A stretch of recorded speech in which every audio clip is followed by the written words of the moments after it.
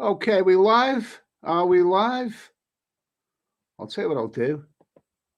Let's do the countdown. Just a countdown.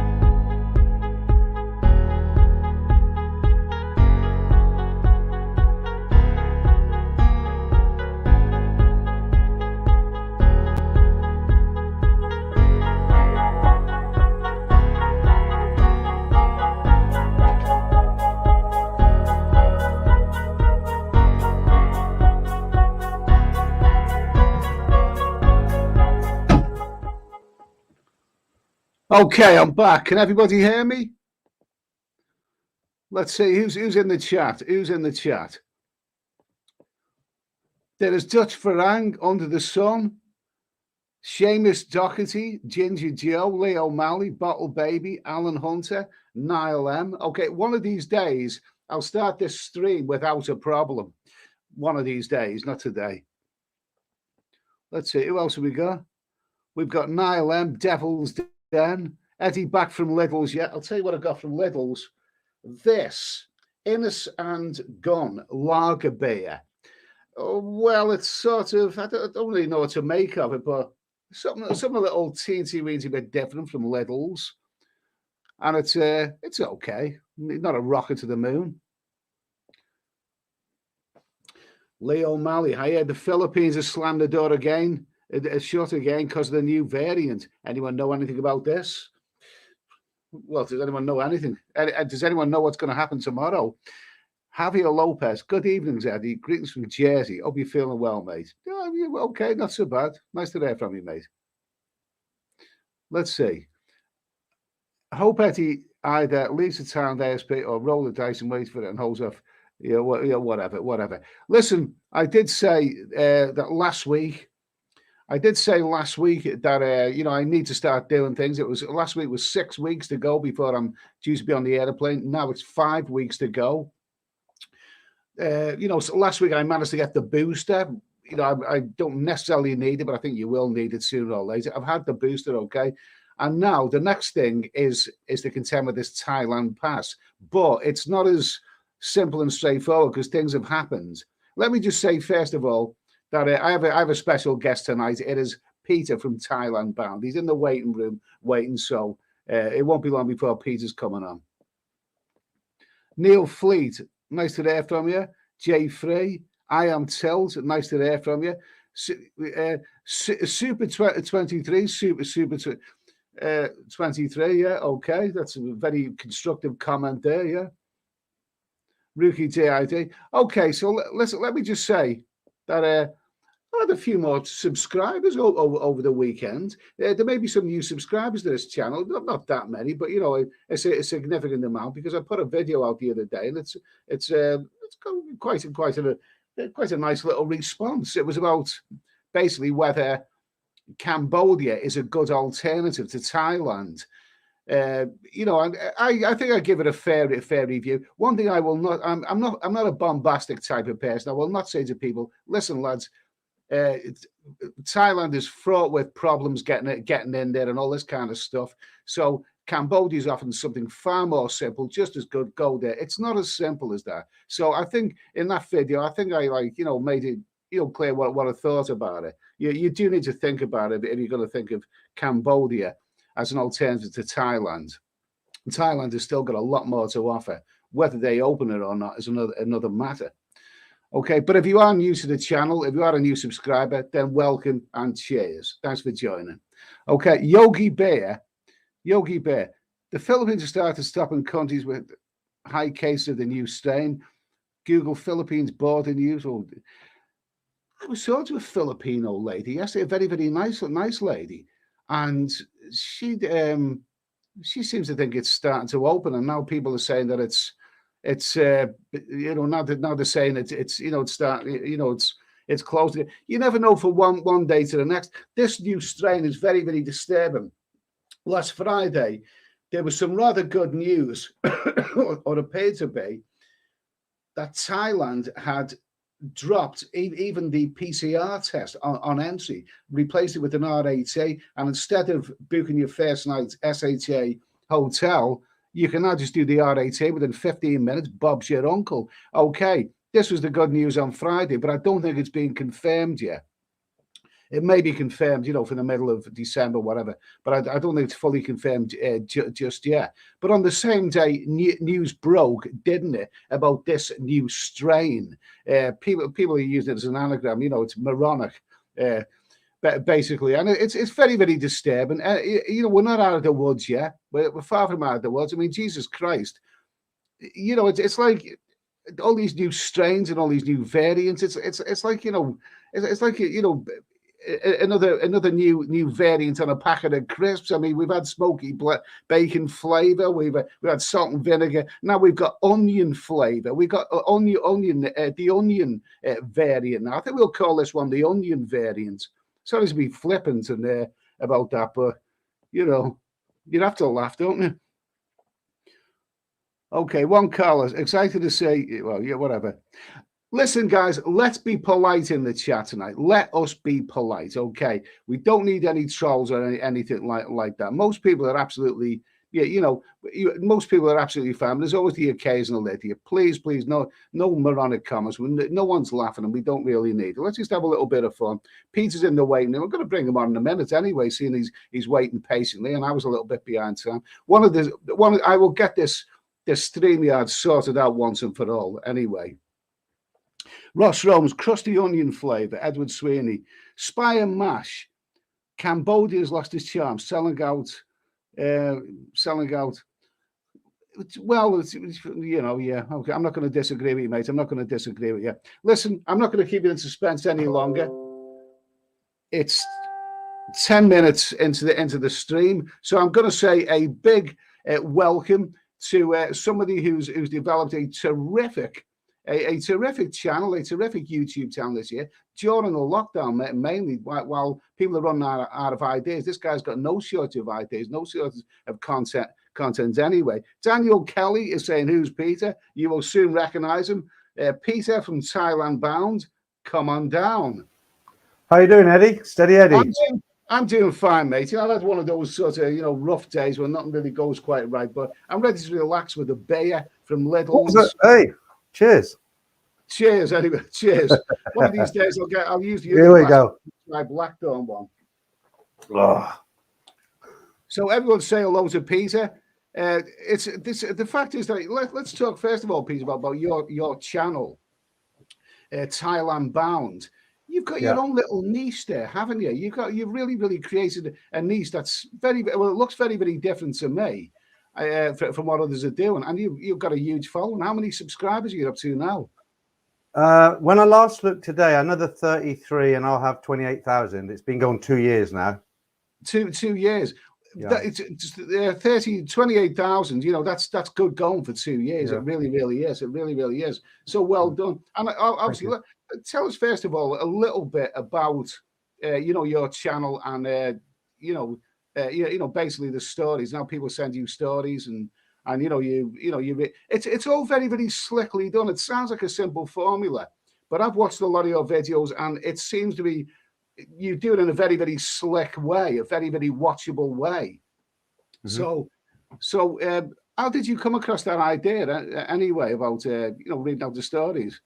A lot of it was luck because I spent a lot of time in Thailand. I lived in Pattaya for 3 years. I lived in Khon Kaen for 2 years up in Isan. My background is a hotel industry. I used to work for 5-star hotels. And then I eventually opened a business with Simon. People who are on my channel, they know Simon. He was with me for a while. Absolutely. He's a guy who does the Nat and Dave cartoons. And unfortunately, he just hasn't got time to sort of produce them as he did before. But what happened was I started the channel when I was in Hua Hin. I only had probably 60 subscribers. And then all this happened. I came back to the UK and I'd sort of got up to about 120 subscribers. I was like everybody else. I didn't know what to do. So then I just started. I started off by doing 20 things I love about Thailand, 20 things I hate about Thailand. But that soon comes to an end. You run out of ideas, don't you? And then I had a few stories that I knew from my Pattaya days about guys who'd been ripped off by bar girls or they'd fallen in love with bar girls and it had gone okay. And they seemed to go down well. And all of a sudden, guys sort of contact me and said, "Look, I've got a story. Something similar happened to me. Can I send it in?" So they did. I read it out, and it just snowballed basically. And I must have read out probably 300 to 400 stories over the last 2 years.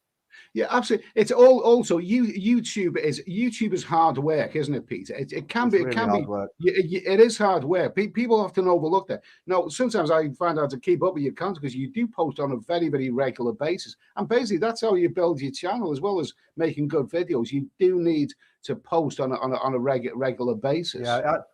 But it's very, very entertaining, and there's Them- always a them good story There's videos. always something that yeah.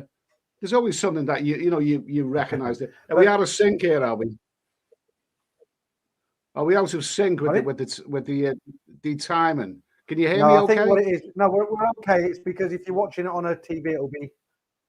Yeah, I can hear you. Can you hear me? Yeah, you can hear me. Is that a bit better? Can you hear me? I can hear you. I can hear you fine now. No, you it's were just fine. that I You were look fine. quite clear, but you look quite blurry, funnily enough. Yeah, I can see it as well. Yeah, it's probably my internet. Yeah. Well, last week it was my internet. My internet's play. It seems to be behaving now anyway, but it's a bit it seems to be a bit off. But I won't let that put let's not let that put us off anyway. So basically, the channel's done really well, and it's very, very, very, very slick. And at the end of the day, people either like your channel or they don't like your channel. People either like me or they don't like me. You know what I mean? There's lots of people who like me. Yeah, for There's sure. a few people who don't like me. The ones who don't like me can bugger off. You know what I mean? I don't need them. Really don't need them. Absolutely. Yeah. So I know. About what? Sorry. About Thailand. What's happening right now? Are you thinking positive? Because I know that you've got a flight booked the same way as I have. Are you thinking positive at this moment in time?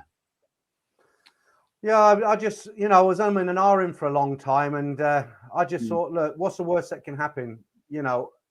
This was before this new variant kicked in. I paid a lot of money for the ticket. The ticket it's with Thai Airways. It's a direct flight. Very difficult to get a direct flight.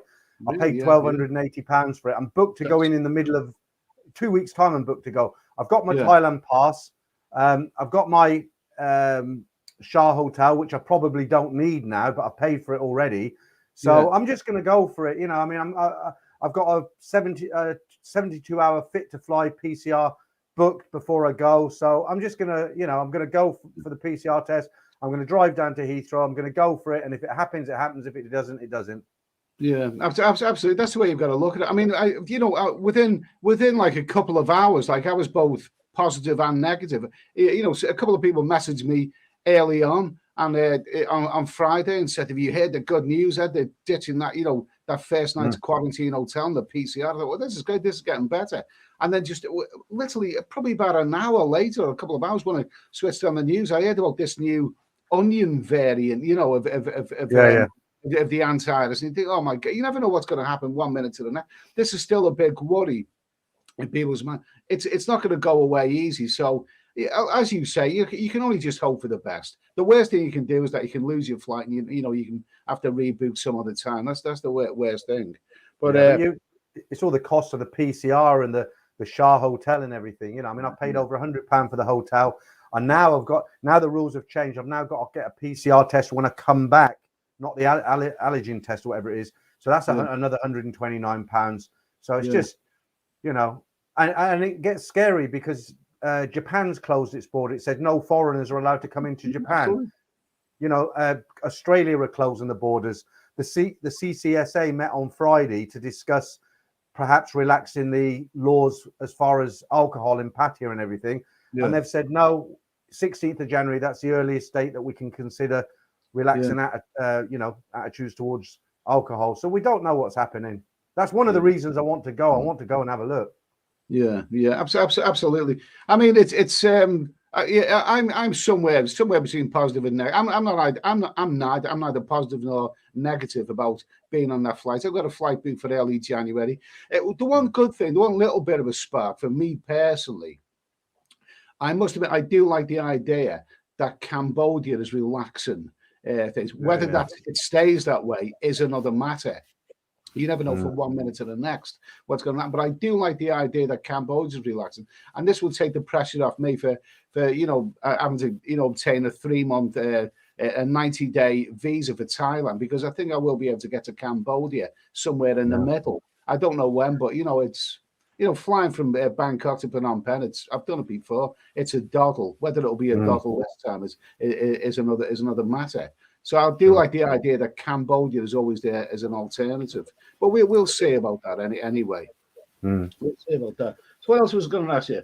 Okay, so if you do go to Thailand and you're out there for a few weeks, is it 2.5 weeks, something like that, around 3 weeks? Yeah, 3 weeks. 3 weeks around Christmas time. Will you make some vlogs? Will you do a bit of filming and do some other different type of vlogs? Yeah, I think it's so important. I mean, I put a poll out and I said, do you still want me to do the stories? What do you want me to do? And most people, I'd say, most people who left comments on the channel, they said, look, you're going on holiday, forget about the filming, we'll still be here, just enjoy your holiday. But one of the reasons for me to get out there is because I want to do some filming for the channel. That's what it's about. So I'm still going to do the live streams at 9 o'clock on a Friday. The only difference is I'm going to have to get out of bed at 3 o'clock in the morning to be ready for 4 a.m. Right? But once a week. I'm going to see what's going on in Bangkok. I hope to get down to Hua Hin. I hope to then go over to Chatham for the day, maybe rent a bike, show people what's down there. I might even head over to Rayong. Just see what's happening, basically. It's only 3 weeks. I mean, you're luckier than me because you can go for months at a time. I've got to squeeze it all into a short period because I still work. Peter, it could be the case that the next month, you might be luckier than me. You might be, fit to go. It might be a good time. By the time January comes, everything might have gone pear-shaped again. So we don't really know what's going to happen next. But I've still got memories of you. Sorry, I was going to say I've still got memories of you like panicking to get a flight back, to the UK. I could be in the same boat in a couple of weeks. Yeah, do you mean early last year when I was coming back from Thailand? Yeah. When you were, you couldn't get a flight back and they kept cancelling it, and you were lucky to get back. Actually, I'll tell you what, Peter. It was actually thanks to the loyal subscribers on this channel who wised me up about it, because I was getting a bit complacent. That was at the end of January last year, and I was getting a bit of it. And I actually went to the Thai office at the end of Beach Road in Pattaya, and I managed to get in there after a lengthy wait. And the young girl, the young Thai girl said, "Yeah, Mr. Sweeney, fine, not a problem. Your flight's booked for this time and all that." I said, "So it is actually booked?" She said, "No problem. It's all booked, all done and dusted." Well, I didn't use the phrase "done and dusted," but you know what I mean. Yeah, sure. So I made a video, saying, it took a weight off me, man. People were saying, "Ed, do not listen to it. Don't listen to it. She's telling you what you want to hear. Thais don't want to lose face." And they were right. And their encouragement forced me to go back to, and yet I got an email to say the flights are being cancelled. Their encouragement helped me to go back to that office and wait in line, and miraculously I managed to get the flight changed. I think you were lucky. Available flight. So there's good things about having a YouTube channel. There's good thing about having loyal subscribers. You can turn to them for help. In the times of need. I was lucky to get out at the end of last March, because I know it's Shappy. Who lives where I live. I actually seen him out there in Pattaya. And he was booked to be on a similar flight, and maybe a week or so later. And he missed it. He missed it. And this guy, a self-employed builder, he ended up having to rent some place in Pattaya, and he was stranded out there for 4.5 months. That is a hell of a long time to be stranded in the country without work, losing all the work, and being somewhere that he didn't really want to be, and not having a great deal of fun. So, it worked out okay in the long run, but we don't want to repeat of that. No. The one thing I've got on my side, of course, is I know Simon out there. So if that particular situation happened to me, I could go and probably stay with him, so I wouldn't have a massive hotel bill. Yeah. Well, you have to rent an apartment. You don't have to rent an apartment. Yeah. I mean, let's have a little look at the chat here. Somebody said 880, has Peter been working out? Now, something you wanted to talk about, Peter. I know that you wanted to talk about it. You're actually looking very, very healthy. You've lost a bit of weight, haven't you? I've lost a lot of weight. Yeah. I've lost about 21, 22 kilos. My goal was 25 because Yeah.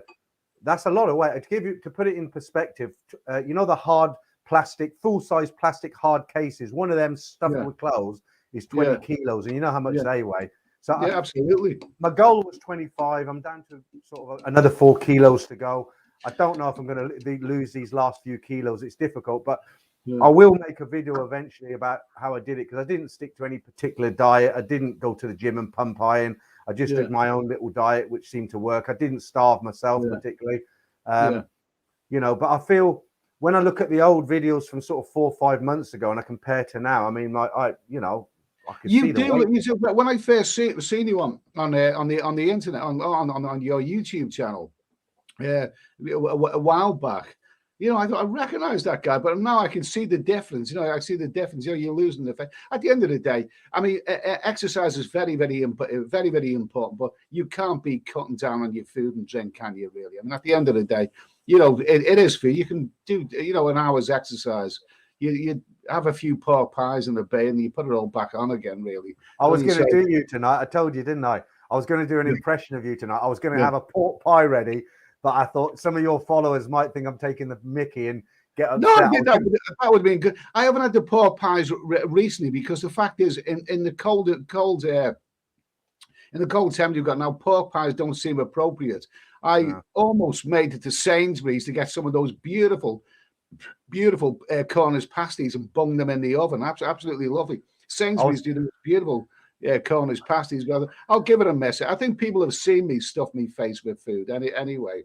I was going to go, I was going to get a nice big pork pie with some obscure bottle of something and tuck into this pork pie and say, I've just bought this. I got 10 of these for 22p and this is good. Absolutely. You know, but I thought, no, I'm not going to do it because your followers are going to get upset. I think they'd like that. I don't know if you ever recall, I did a scathing review of a £5.62 pizza from the Co-op. Let me tell you, the Co-op, there's no saying you get what you pay for. Yeah. It's not always true. A frozen pizza for £1 out of the Co-op tastes a lot better than a £5.62 one. It really does. I had the £5.62, and I give it a scathing review because it was bloody awful. And somebody got back to me a couple of weeks later with a nasty comment. Like, apparently, he was involved in the publicity for it. The writing on the text on the wrap, and he said he was involved in that. And he basically told me where to go. When people talk, don't they? You know, so there only takes one staff member at a Co-op somewhere to say, yeah. He's on YouTube and he's slagged down our pizza there, and then word spreads, and I think it did get back to them. Do you know Damien Simmons, the guy who comes on your channel quite a lot? You must recognize the name. He's on tonight. His name's Damien. He comes on my channel. He comes on your channel. He does a brilliant take of you eating a pork pie. He does it really well. You'd be proud if you've seen that one. I must try and find it for you. Proud and probably disgusted. I don't look. No. It's funny. He does all the noise. You're like, oh my god, that is absolutely gorgeous, you know, and all that sort of thing. So that's what I was going to take off from his one, but I thought, no, I feel quite passive. If you're having a good meal, if you're having a good meal can either. A good meal can make your day or break your day. I have told this story before, but there's two things that I absolutely hate which ruin my day. One of them is having a disappointing meal, and another is watching a disappointing movie. You know, 2 hours of my life wasted.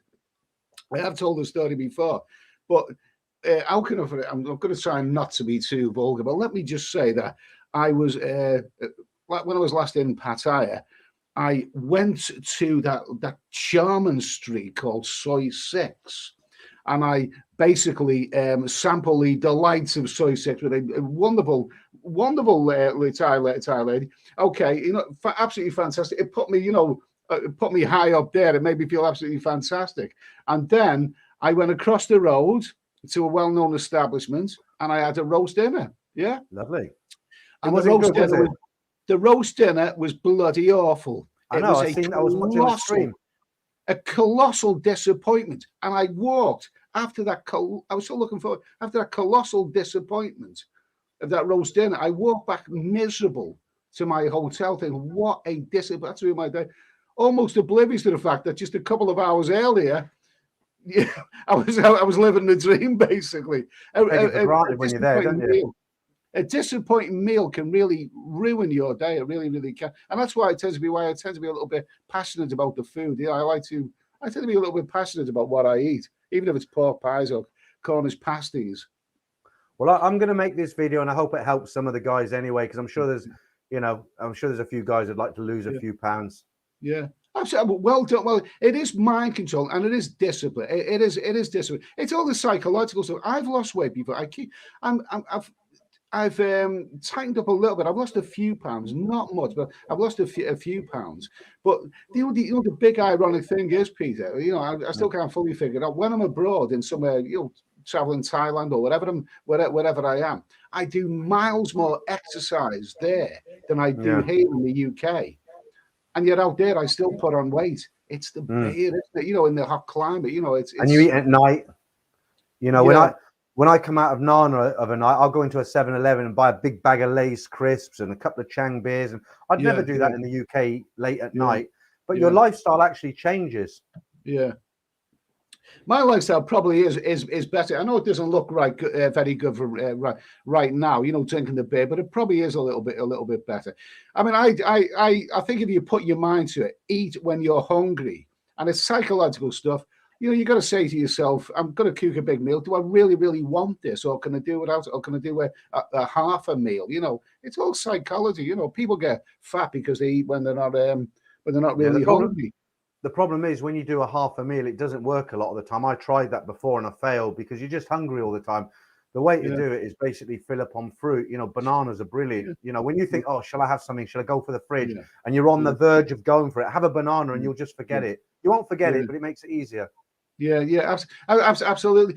I'll tell you something I meant to talk to you about, Peter. One of the things I've never actually seen you do on any video, I wonder you may be tempted to do, the issue of food.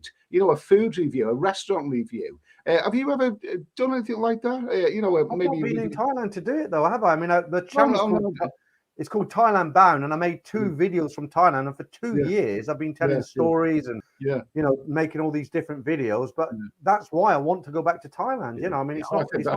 I think people like your fun. I don't know if you've heard of a guy called Rate My Takeaway. Have you heard of that one? Yeah, is that the big fat guy who just goes and eats fish and chips? And yeah. I watch his channel. It's massively successful. I think to be fair, I mean, I think it's a bit of a team effort. That I think there's a team behind it, and they were well known on Facebook. He's got massive amounts of views, and he's got really huge. He uploads every day, and obviously there is a team effort involved on it. But good luck to the guy. And anyway, he gets huge viewing figures, and the public love him.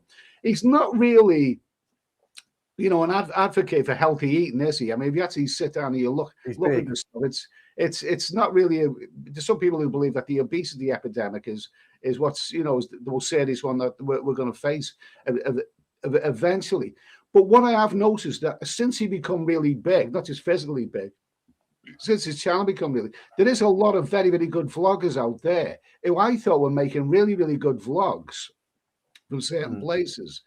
But now they seem to have jumped on the bandwagon and do nothing but food reviews. And it's food's a massive. If you do it properly, food is is a massive crowd puller. People are obsessed by food. But I've done a few restaurant reviews and all that, but I wouldn't go over the top unless you're really, really passionate about it. You know what I mean? I wouldn't go over the top. I think we're all right with the pork pie reviews for now, Ed. Yeah, okay. We'll stick with the pork pie. Spicy.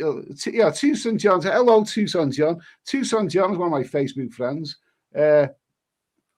He's American. He's been to Mexico quite a lot. I haven't heard from him for a while. Nice to hear from you, Tucson John. Okay. So let me have a little look. What are the questions? Was it going on? Okay, about other countries, Peter. Yeah, just as a matter of interest, we can talk about Thailand if you want and development, but it's all it's all running over the same ground, isn't it? Really, right now, we both got flights booked to Thailand, but there's a lot of uncertainty around everything, isn't it? I mean, I don't like talking about the details of what's happening today about the latest developments on, relaxing the rules, because whatever we say today may have changed tomorrow. That's the reality of it, really. So I don't like you just got to wait and see. What about other countries? Are you interested in other countries other than Thailand? I know that you've traveled a bit, well, but because yeah, I mean, because of my career in the hotels, I worked for a 5-star hotel chain. I've been to lived in most countries in Southeast Asia, and I have my favorites. I have the ones I don't like. I won't say the ones I don't like, because if somebody from that country's watching, I'm going to get trolled on Friday, aren't I? But Cambodia, there's nothing wrong with it, but it wasn't for me. I wasn't keen on Cambodia. The Philippines, I just found it a lot of pollution, but I didn't go outside of Manila. I was only there for a short time. My wife's country, South Korea. I wasn't keen on it. When I was there in '88, it wasn't, most people didn't speak English. Thailand just kind of, I don't know what it is. I arrived there when I was I'm 62 in my next birthday. I arrived there when I was 31. And it just pushes all the right buttons, doesn't it? Yeah, it's absolutely. I mean, I first went there. It was about 20 years ago now, and I finally plucked up the countries because I planned to go there on a couple of occasions with friends. But you know what friends are like? Change your plan. I just booked a ticket, at the travel agent, because I didn't use the internet in them days. Just get to town, and I was only there for 2 or 3 weeks. And I'm coming back thinking, wow, that's the future. That's the kind of place that I want to be. It really, do you think it's changed much? Yeah, pardon? Do you think it's changed much in the last 20 years? For the better or the worse? For me personally, I think it has changed. It has. I think the Thais are more. It's everyone's motivated by money. Not in a bad way. I mean, everyone's got the right to make a living, but I think they're a little bit more. What's the phrase I'm looking for? A little bit more austere towards tourists. You just give us your money. Whatever. And I remember my first visit to Thailand. I wasn't keen on Bangkok. It grows on you over these. Actually, I love Bangkok now, but I didn't like it when I first see it. I just wanted to get out the place. My first visit to Pattaya. But was wonderful. I mean, it was absolutely. It was such great fun, and I seem to recall. I'll tell you what was very different in them days. Walking Street was very, very different then than what it is now. It just seemed to be a more. It seemed to be a more cozy, a more intimate experience. It was. Bars, people were friendlier, and the Thais were absolutely wonderful. I think now it's different. It's different now. You've got a different clientele. I'm not against Indians or China. I'm not against any of those. But the actual Thais and about everything seems more. Well, of course, the big difference, isn't it? It's not as cheap as it used to be. The Thai baht. I was getting 73 Thai baht to a pound then, and now what is it now? 40 something. So it's better. It's better now. I got 36 to the pound when I was last there 2 years ago. That was painful. Yeah, and now it's what is it? 44? Something like that. It's not too bad. Yeah, I was hoping it'd get up to 50. Yeah, but it's still not really very, very good. But let's get out there. But obviously things are much more expensive there. But I felt that the attitude of the Thai people when I first went there around the walking, and I stayed around the Walking Street area and in the hotel, everyone was just wow. I mean, those people were wonderful. I had one bad experience with a mix-up with the hotel booking there, in Pattaya. But other than that, everyone else is absolutely fantastic. Chiang Mai, the same. Whereas now they have a different attitude. You know what it is, don't you? Yeah. You know what it is, Eddie, don't you? Yeah. It's because it's all over the internet now. When we first went there, it wasn't on the internet. It was, it was a kind of place you sort of went and you ducked and dived, and Walking Street, you didn't really tell too many people you'd been down there, but it's all over the internet now, so everybody goes there. Yeah, it's these vloggers, isn't it, with their surreptitious cameras. Yeah, I feel a bit dizzy already. Yeah. I mean, the idea. What do you think? What do you think of those guys? With the surreptitious cameras. I mean, you're talking Bangkok 112 and Thailand Red, especially Bangkok 112. Nobody really knows what's happened to him. I took 2 videos down because of you. Do you know that? Really? Yeah. But you made sense what you said. I'll tell you what it was. I made a couple of videos on the beach road where I was doing the kind of what's his name? Bangkok 912? Bangkok 112. 112. Okay. So I did some similar kind of videos. I went down the beach road. I kind of sat on a bench and pretended I was looking at my phone, but I was filming the girls, and I got all this footage and I put text with it, looks like she's not lucky tonight, or look at this guy, will he, won't he?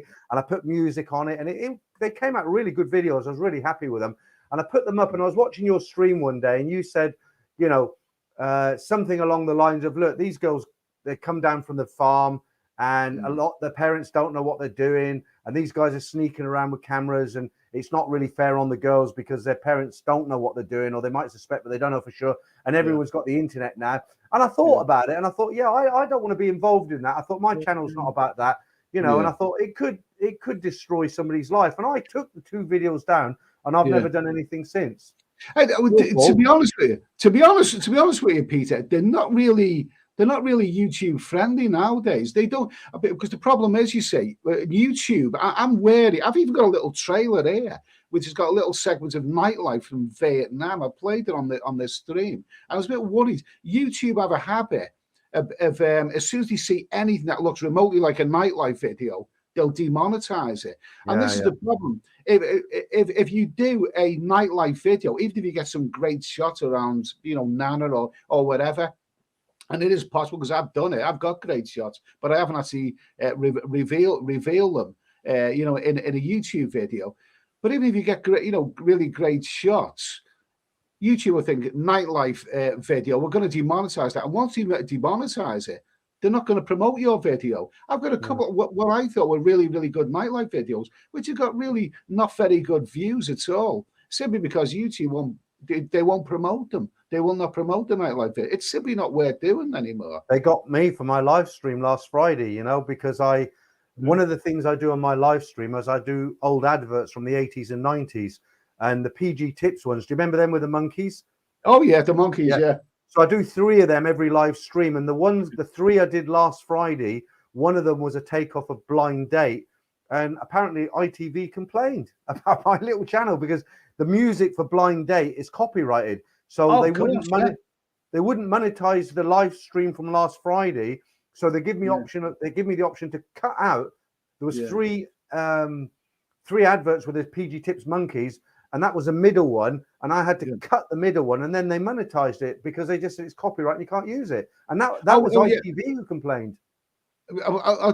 Peter, I'll tell you worse than that, and I'm bloody angry. I don't know what editing system you use. I use something called Wondershare Filmora. It's not brilliant, but it's the devil I know. I've used it for a couple of years. When I started with YouTube, I used YouTube's free editing version. And for anyone out there who's planning on a YouTube channel and wants to get good quality, images, right?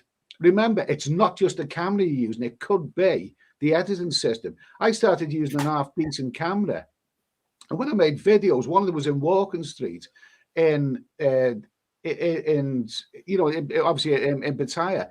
It came out terrible, really hazy. It wasn't because of the camera.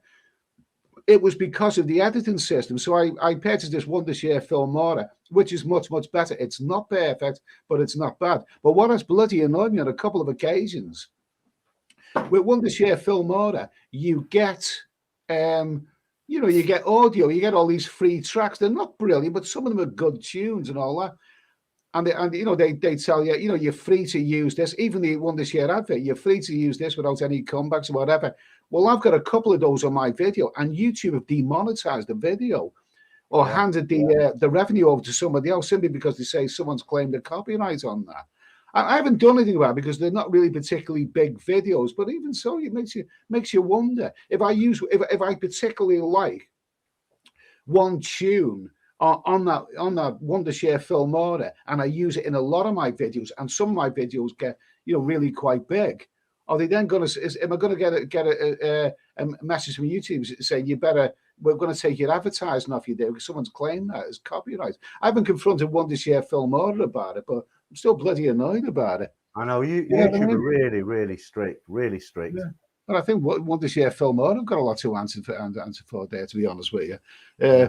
But anyway, that's another story. Yeah, those monkeys adverts. What was my favourite? The one that was always Mr. Shifter, the piano down the stairs. Yeah, tea, Mr. Shifter, tea. Yeah, Dad, do you know the piano's on my foot? You want it, son? I'll play it. I'll play it. Yeah, I had that. That was one of the first ones I had on. I didn't see that. I've seen the other ones that you've had. I'll have to check that one out sometime. We'll have to check that one out sometime. So, anything else? There's plenty of questions I can ask you. We're having this is a laid back Monday night live stream. There's 410 people in the chat. There's 10 people watching me and 400 watching Peter. Okay, I'm really pleased for Peter. I'm absolutely thrilled for you that your channel is you're doing something a bit different, and you've got a great formula, and I think that's what it's all about. I think I prepared a check for you already. Look, I'll send this to you tomorrow. Look, it's got your name on it. Sounds good. Let's have a little look. Keep them coming. All right. Let's have a little look at the chat first of all. Let's have a little look at the chat, okay? Some of the people here. Yeah, Popcorn. Popcorn's a good guy. He watches this a lot. I really feel sorry for anyone who's never experienced Thailand, stuck at home and not knowing anything else out there. We're so lucky to live in the age of affordable travel. That is a good positive statement. Thanks for that. Thanks for that, Popcorn. That's a good positive. Amongst all the misery and the negativity, that's really, really that's really, really positive.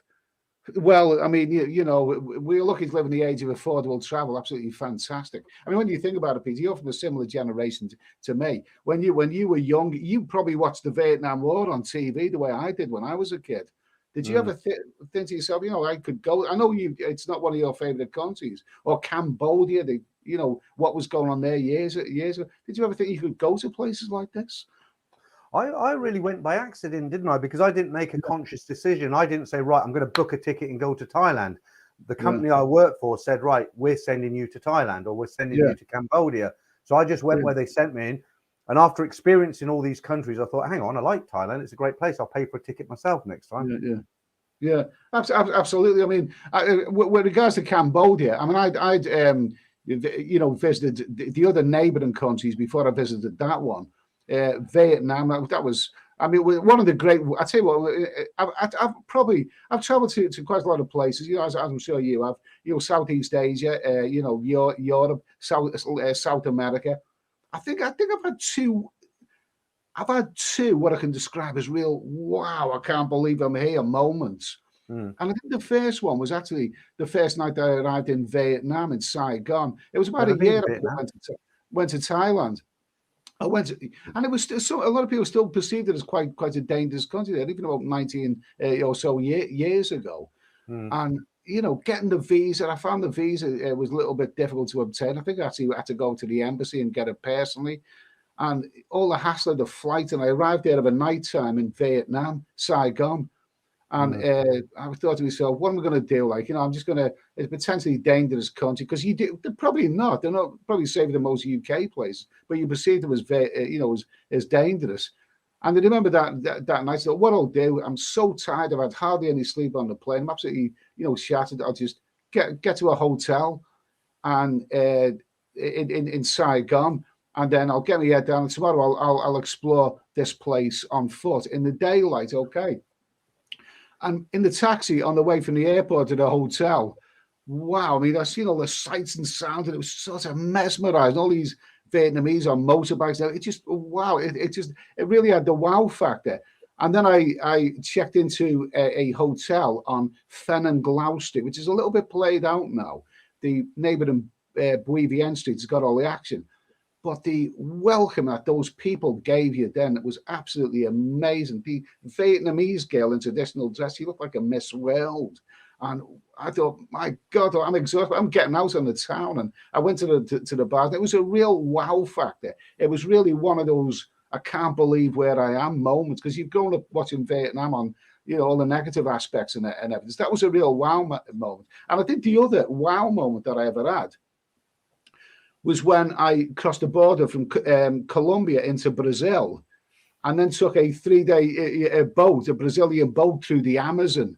that was another real wow factor. It's one of those things that you think that you'll never ever be able to. But travel, like Popcorn said, he's basically said something. I feel sorry for people who've never experienced any of these things. I actually met someone the other day who was older than me, who's never actually been abroad.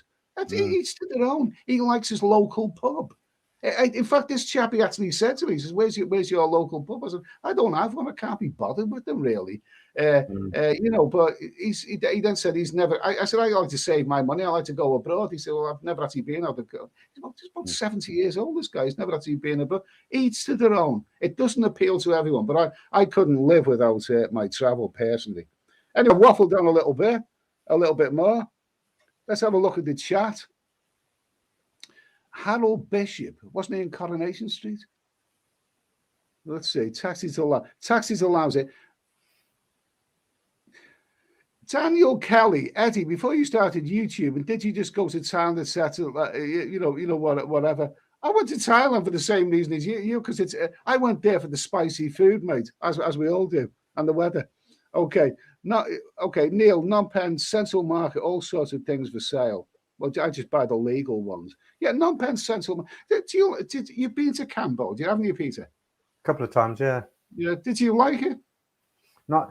I was there sort of in the 90s. I didn't feel totally safe there. Nothing happened to me, but I just felt, I just didn't feel at ease like I do in Thailand. Yeah. Well, you went to Siem Reap, didn't you? I went to the capital.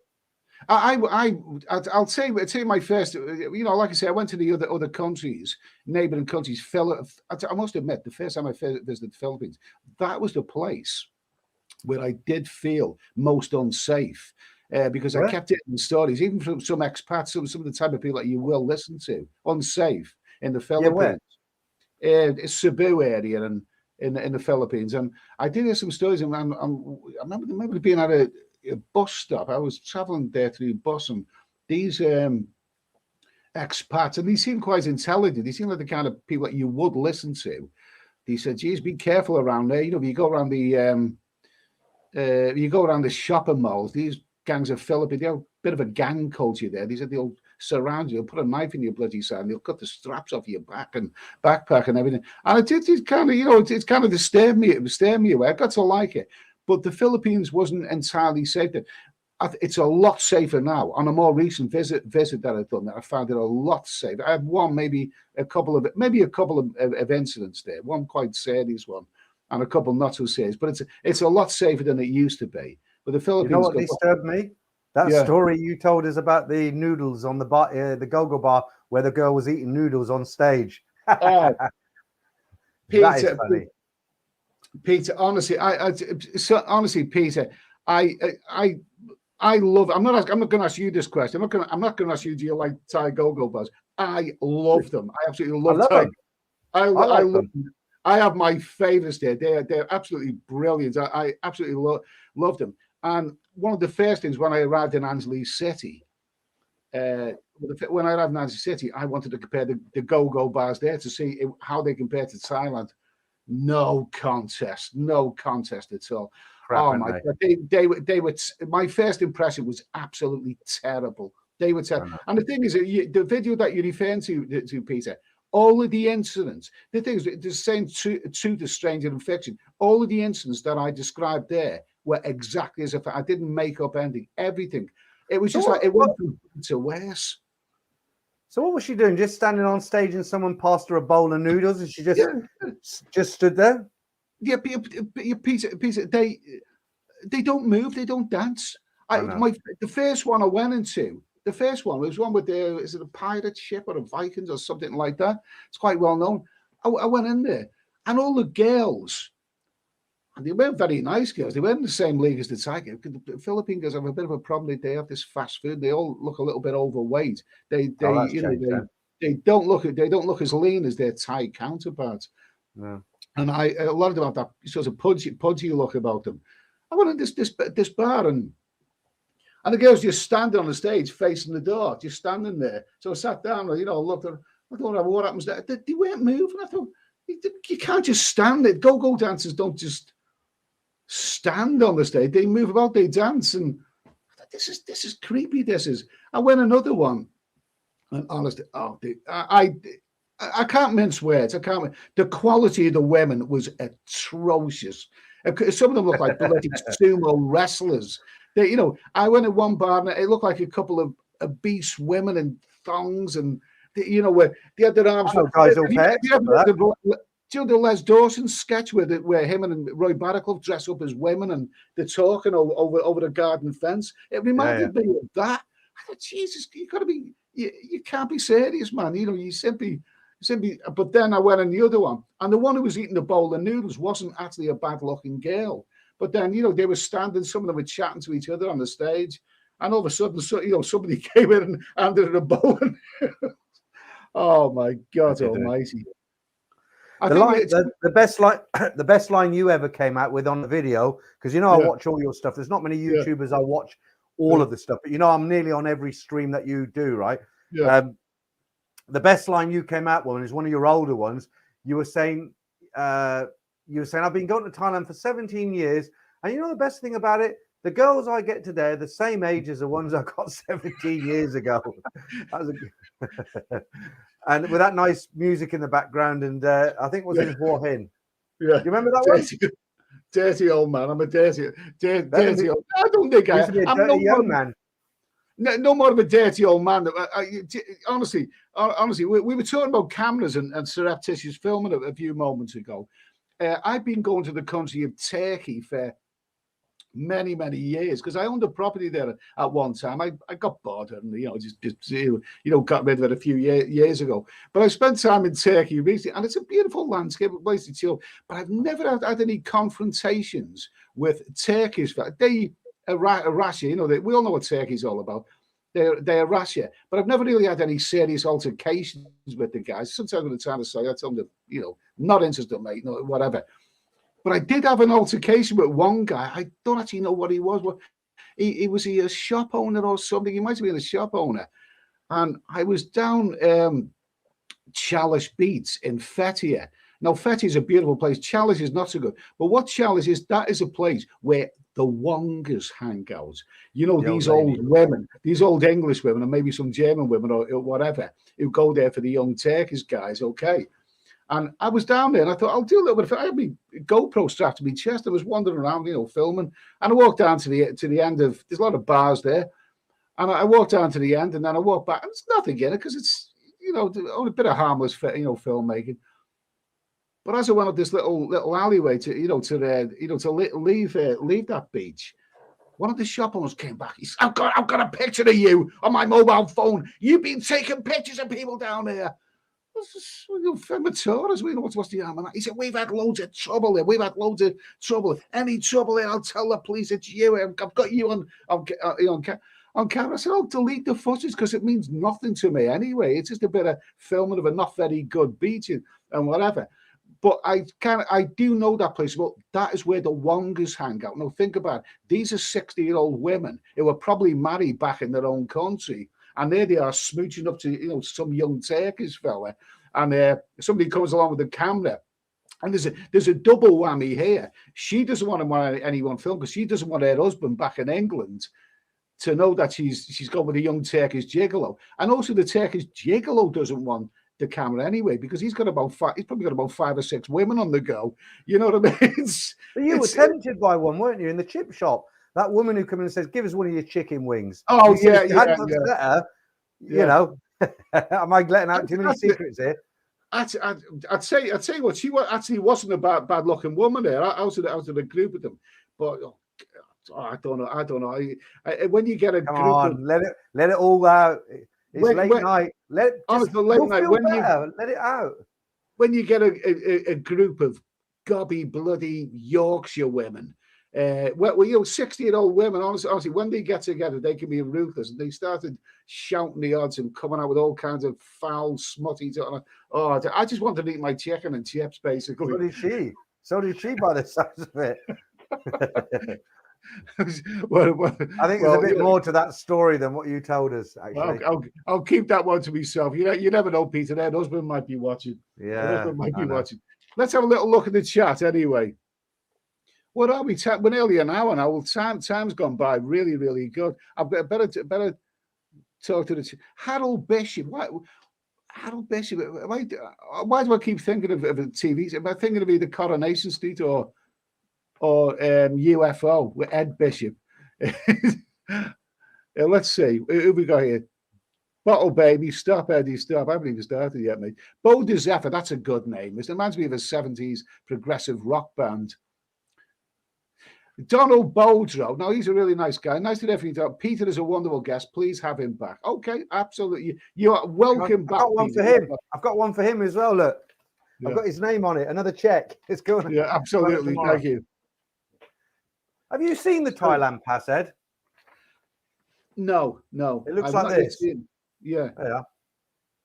Okay, so this is the thing that we need. Yeah, absolutely. Okay, well, I'll cross out my last name in case there's any nutters watching. Yeah, absolutely. Well, the thing is, Peter. I haven't actually looked at it. You know, last week I need to start doing things. I don't want to leave this for last minute. Last week I got my booster jab. Have you had yours? Your yes, booster? I have, yeah. So, and my flu jab.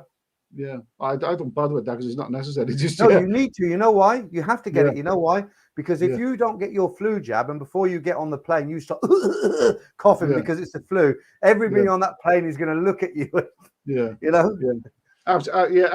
Well, I don't know. I think I've had enough jabs for this year. But plan on doing it. But this week was going to be the Thailand Pass week. But the thing about the Thailand Pass now, what is the script exactly with booking the hotel? Do you need to? Still need to show a hotel? It's changed. Yeah. They had a meeting. I've had a beer now. I'll try and get this out. The CCSA, they had a meeting, and it's not in the Thai Gazette yet, so it's not law. It has to go into the Thai Gazette. But what they've said is that to make it easier for tourists now, I booked a Shah hotel. So basically what I've got to do is I'll get, I won't have to now, but when I booked, I would have had to have a PCR test at the airport. I get picked up by the hotel, go to the hotel, and I have to wait for my results. And if I'm all clear, then that's it. I'm free. But they're getting rid of that. They've already decided that they are going to. It's not law yet because it's not in the Gazette, but they've announced it. They are going to make it law, where they're not going to do that. The 6-hour thing. You just get the allergen test and away you go, basically. Yeah. So basically, if I'm going to be beginning of January, that's when my flight has been. If I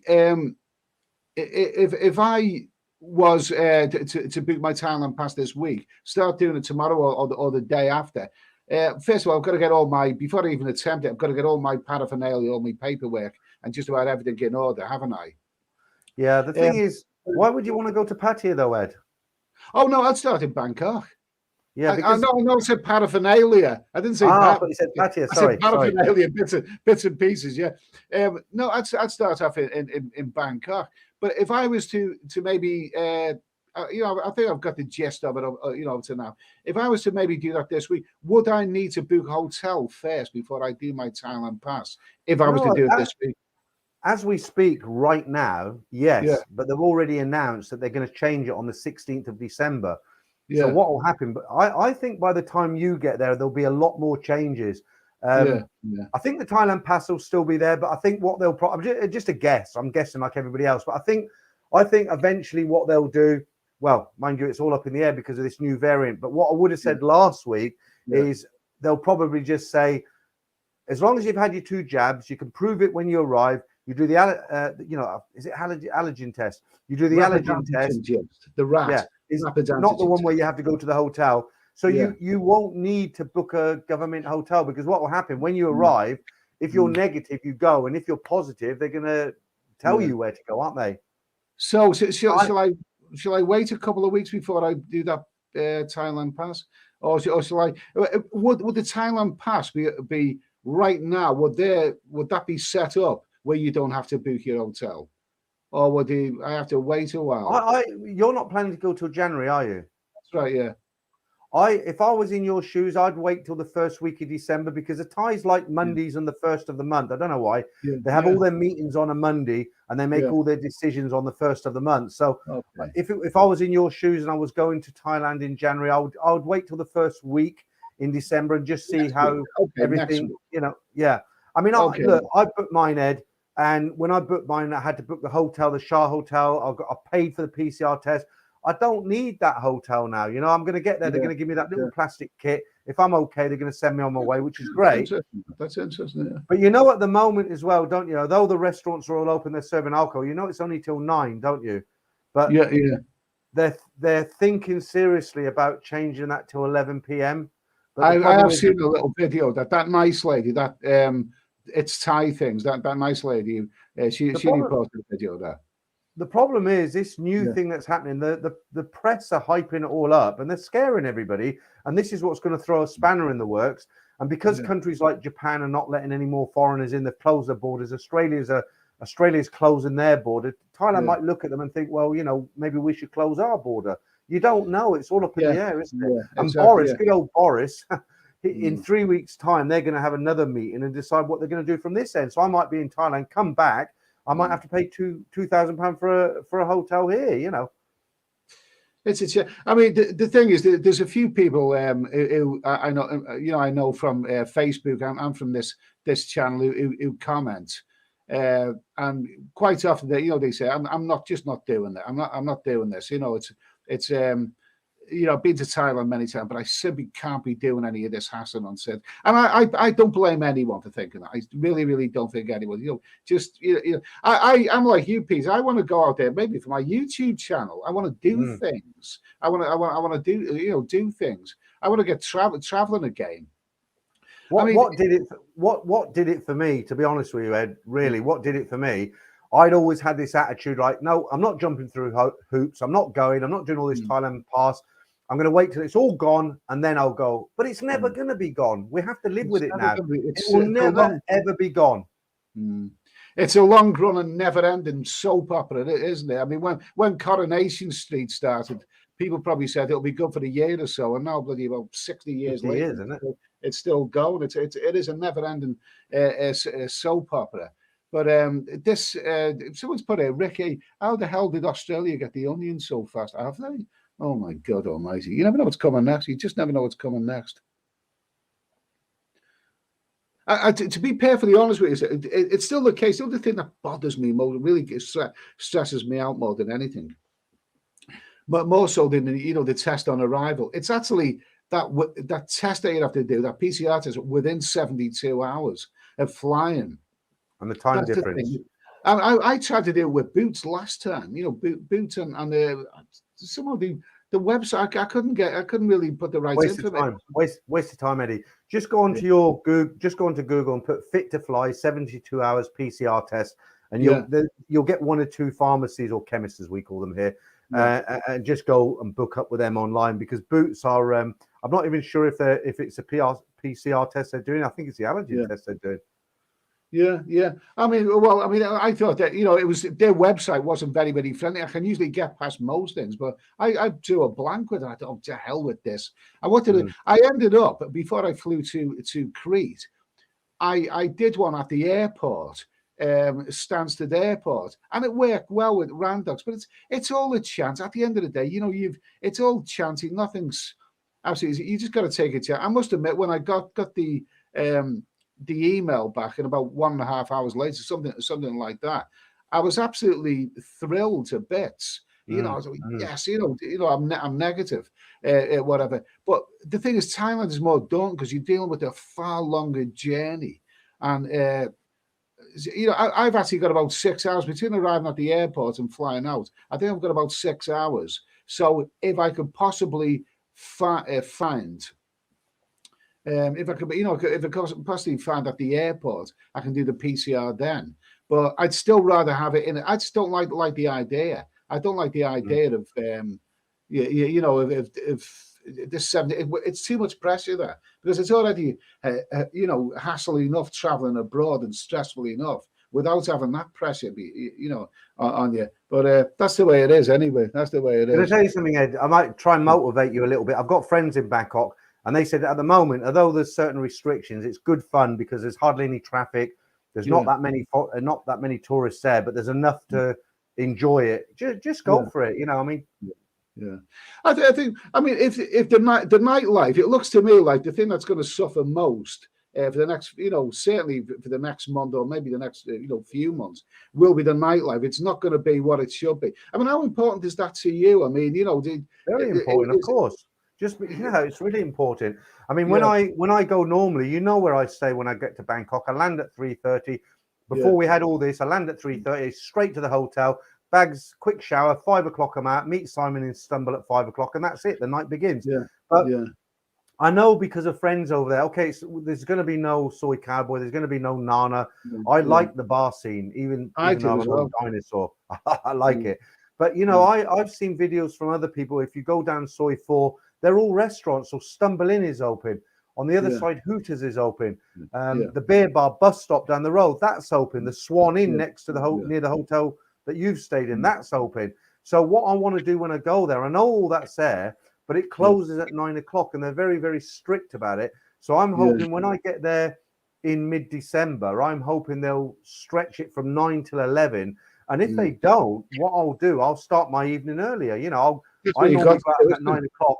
I'll go out at 5 o'clock till 9 o'clock, and then the only difference is I'll get up earlier in the day. Yeah, that's what you got to do. I think for me personally, I mean, the night I like the go-go bars. I love the go-go. I also love live bands. I mean, Thailand's got the best live band. I know you're a big fan of that, but I love, especially down Walking Street in Pattaya, and it will not seem the same to me without any really great live bands. But you adapt. I've been to other countries. I've done enough traveling to know that you've got to adapt. And if a lot of that is out of the question, then you've just got to find other things, really. Yeah. There will be other things to do. I think you should go ahead. Really, honestly, you've got a YouTube channel. Just get out there, see what's going on. Like I say, you adapt to the situation, don't you? I mean, I definitely would recommend staying in Bangkok, not going off to one of the provinces, because it's a huge city and you're going to find more open there, aren't you?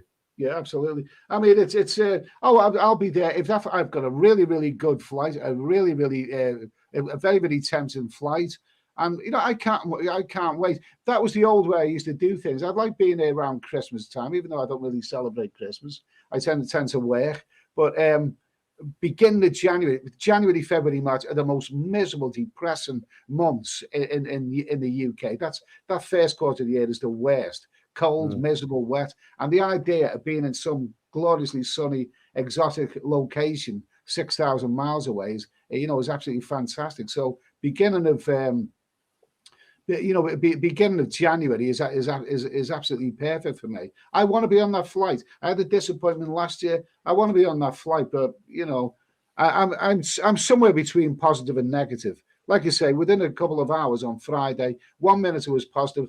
Things are getting better. The next minute, the onion variant comes along. Jesus Christ! And then I read today in Phuket right now they've got 100 positive cases. But on the flip side of the coin, the good news is nobody's been hospitalised because they're all vaccinated. Yeah, that's good. That's good. Have you been there, Phuket? Phuket's not Phuket. I stayed in the CNN hotel on Bangla Road. Yeah.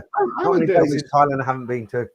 Yeah, I went there on my second visit to Thailand, and I really, really liked it. I stayed in the Patong area. I seen a video the other day. So, I think it was the Tiger, and somebody has sent a question in: is Phuket expensive? And I think he replied, it doesn't have to be if you say on the other side of the island. What's the point? But whereas the Patong area, the tourist is the expensive. Yeah, but that's where you want to stay, the touristy area. Sea Dragon and all that area, Bangla Road. You get what you pay. Expensive. It is expensive, but it's not expensive if you go in the middle of nowhere. But why do you go to Phuket to go to the middle of nowhere? Absolutely. You want to live it up, don't you? I went about 5 years ago. I went to Krabi. Now I've been to Phuket many years ago, and I one of the places I've done a wonderful boat trip. I went to James Bond Island, amongst other things. Absolutely terrific. Nice down there, yeah. And around that Krabi province was beautiful.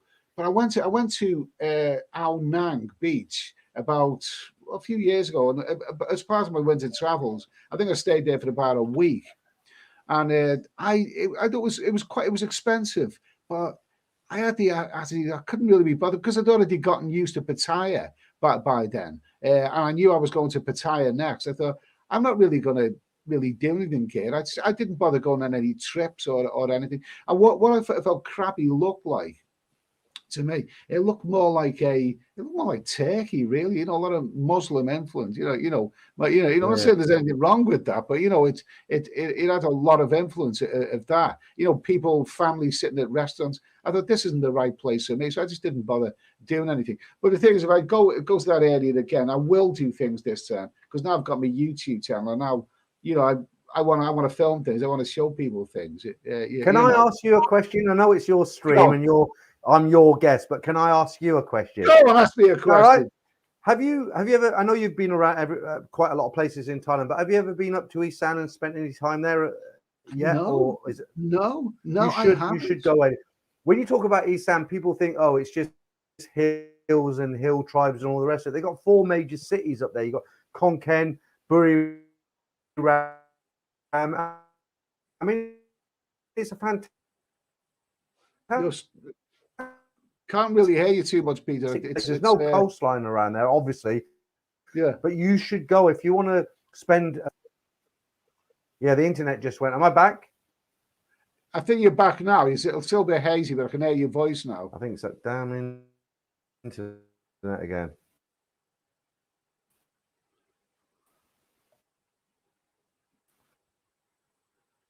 Yes, it's not actually there at the moment. Not actually there at the moment. I'll tell you what. While Peter's getting his internet back, I'm gonna. It's squeaky door time for me for the moment.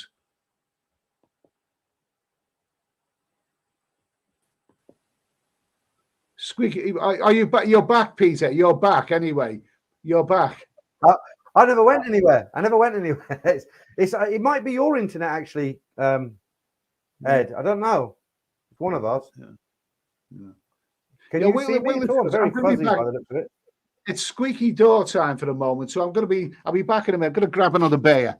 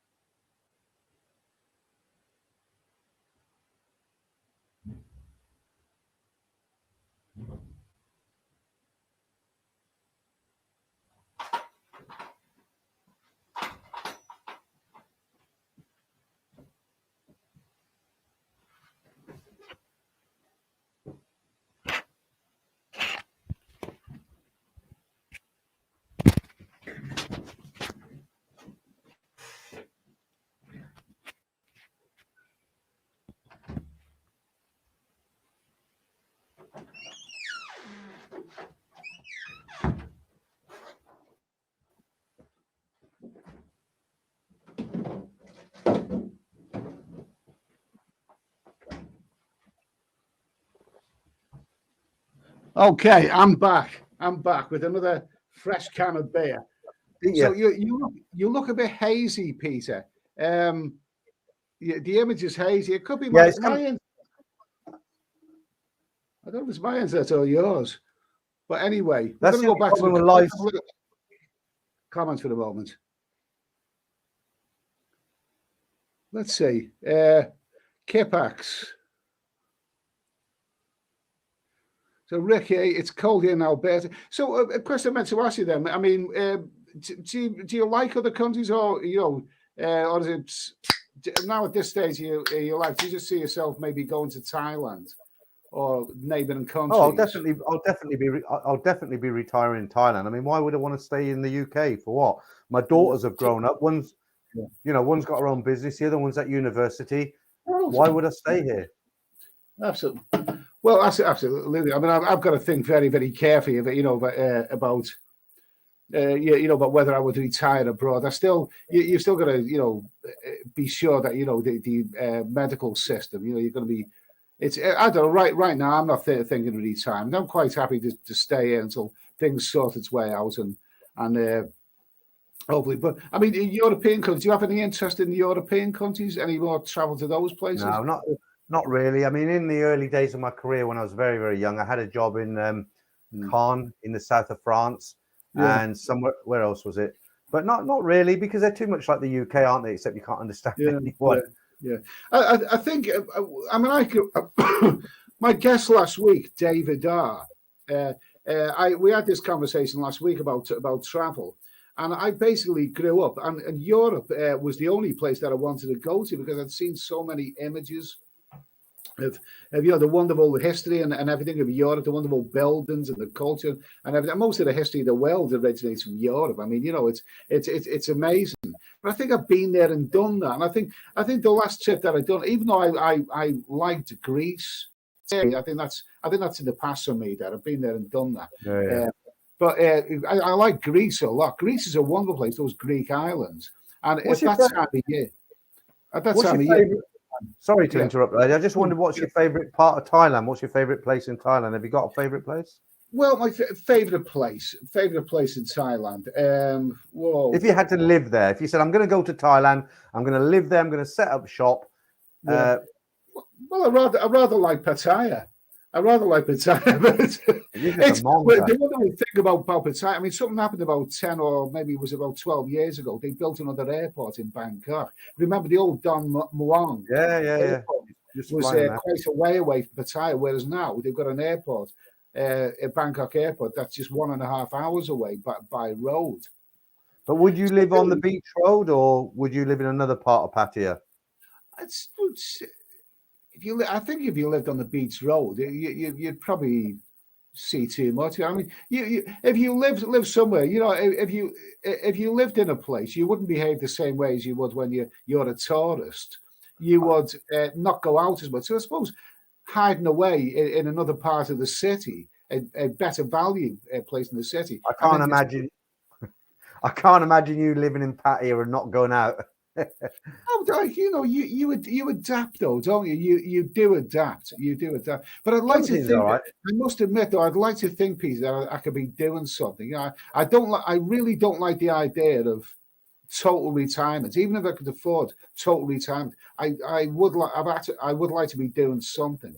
I'd like to be making a full-time living from the internet or whatever. But I'd like to be doing something, because as this retired person said to me once, it's a long day to get through when you're retired.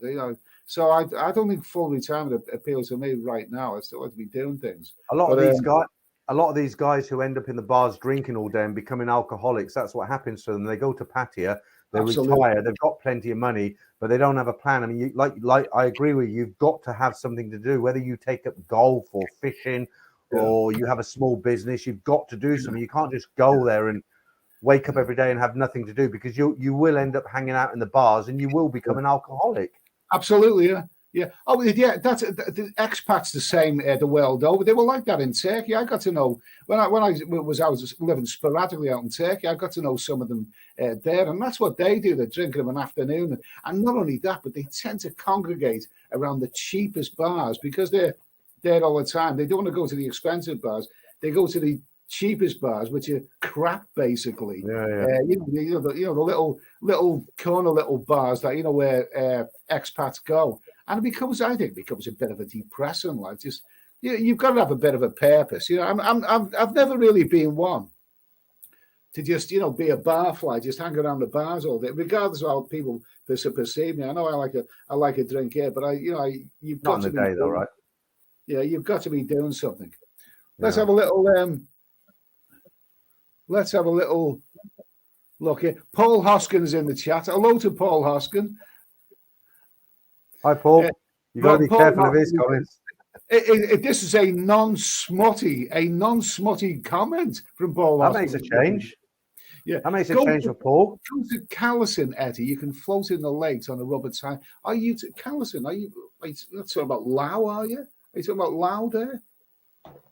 Yeah, that's what they do. That's what those young people do in Lao. They float on the lakes in a rubber tie, but a few of them drowned. This was actually quite dangerous.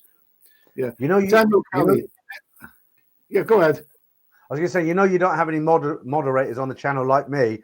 The only person I moderate is Paul Hoskins because he's a nice guy, but you got to watch some of his comments, right, Paul? Yeah, oh yeah, absolutely. What is the one there that he put the other day? Tourists in Thailand soon, yeah.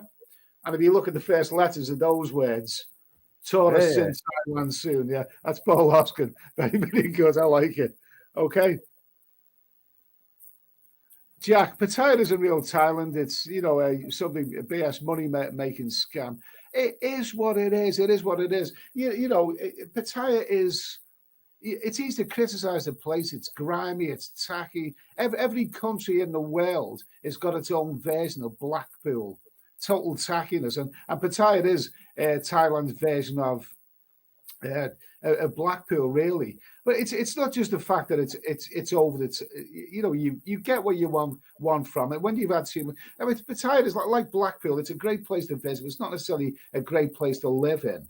You may find it a little bit. It's like kind of a giant Christmas pudding. It looks great. It smells great. You think, wow, can't wait to get my teeth stuck into that. But if you eat too much of it, you get pig sick. And you don't want to see it again for a very long time. Blackpool's like that. Benidorm's probably like that. Pattaya is like that. But at the end of the day, you return to it time and time again, simply because it's got everything that you could really possibly want for fun. Can I just address a comment here, Ed? Would that be okay? Yeah, okay, yeah, sure.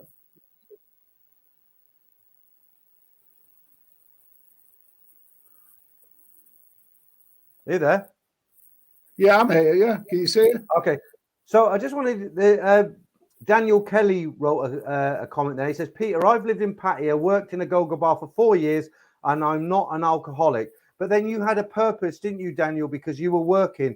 I'm talking about the guys who are retired. They've got nothing to do, so they go into the bars and they drink. Yeah. You were in the bar because that was your living. You made money from working in that bar, so of course you didn't become an alcoholic. So that makes perfect sense. Yeah. Yeah, it's like I suppose like working in a bloody sweet shop. After a while, you don't bother touching them. You don't bother touching them after a while. I mean, Daniel Kelly, I think he might have had a go-go bar, and he doesn't like go-go bars. I do. I must admit, I would be disappointed this year. With the bar situation, I would be disappointed if the go-go bars weren't open, because they're good fun. And what is wonderful about Pattaya? Some people say, do you get ripped off of these scams and all that? And I've done this in a video before. Do you get ripped off if you go into a Thai go-go bar? Well, I've never been ripped off, and I've been into lots of them. Unless you're really, really, really stupid and you're really careful, you've still got to, keep your wits about you and don't be gullible. But I tell you what, if you want to go. I feel relaxed in Thai go-go bars. The ones in Pattaya, the ones that I feel totally relaxed. A couple of them that have been in Bangkok, I know the script. I feel relaxed. If I was to go into a go-go bar in some of these Eastern European countries, oh my God Almighty, they will rip you up big time. I went on the stag do to Krakow. I know Poland's not Eastern Europe; it's Central Europe. Yeah. But I'd read the reports beforehand, the way their go-go bars can rip you off. And as a group of lads who was with us, and one of them, he got ripped off on his first night. They stung him for mega amounts of money in the go-go bar. The Thais don't do anything like that. I mean, unless you're really dumb and you allow it to happen, they will rip you off. But and so this is what I like about Southeast Asia, Thailand and Cambodia. They don't have the same tourist trap culture that they do in other places like Eastern Europe. They've got a terrible tourist trap. The West End of London has a tourist trap culture. But I feel really, really relaxed with the ones that I go in Pattaya. Not a problem. Do you have a favorite go-go bar in Pattaya, or is that something you don't want to sort of tell people about? I've got a favorite one. I've got a favorite one. But the question is though, Peter, is it still there? Is it still okay? Let's talk pre-pandemic. I'll tell you mine. I've got no problems with it. My favorite go-go bar is not any of the newer. It's one of the oldest ones in Pattaya. Actually, I say Pattaya, you say Pattaya. I don't know which way is the right way to say it, but the Happy Go-Go bar when you walk down You go down Walking Street, past the police bus at the beginning. About halfway down, there's a small alley, a soy, and the logo is like a girl with butterfly wings on. Great go-go bar, brilliant. Yeah, you like that one? I've probably been in there. I think I've been in them all. I do have my favourite, but it's so good that I don't tell anyone about it. But it's not the Windmill. A lot of people say the Windmill. The Windmill is it's good fun. It's always really quite cramped in there, and it's good, but it's not. I've never been in there. Never been in there. I've been in there, a few times. It's good, but it's not really that good. I think I only ever seen one go-go bar when it was an English owner some years ago, and it was a good go-go bar. There was lots of lovely ladies in there.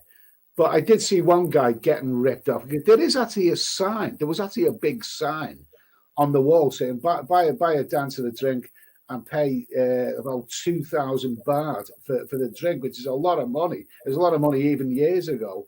And but the thing is, it's a big sign on the wall.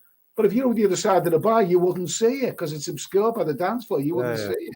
And this guy did buy a dance and a drink, and he was charged 2,000 baht for the drink, and he was very, very angry about it. And so you just got to be careful. You just got to weigh up your situation. One thing, I'm in a go-go bar, and in my favorite go-go bar, the guy who runs it, he knows my face. He knows my face, and the girls know my face as well.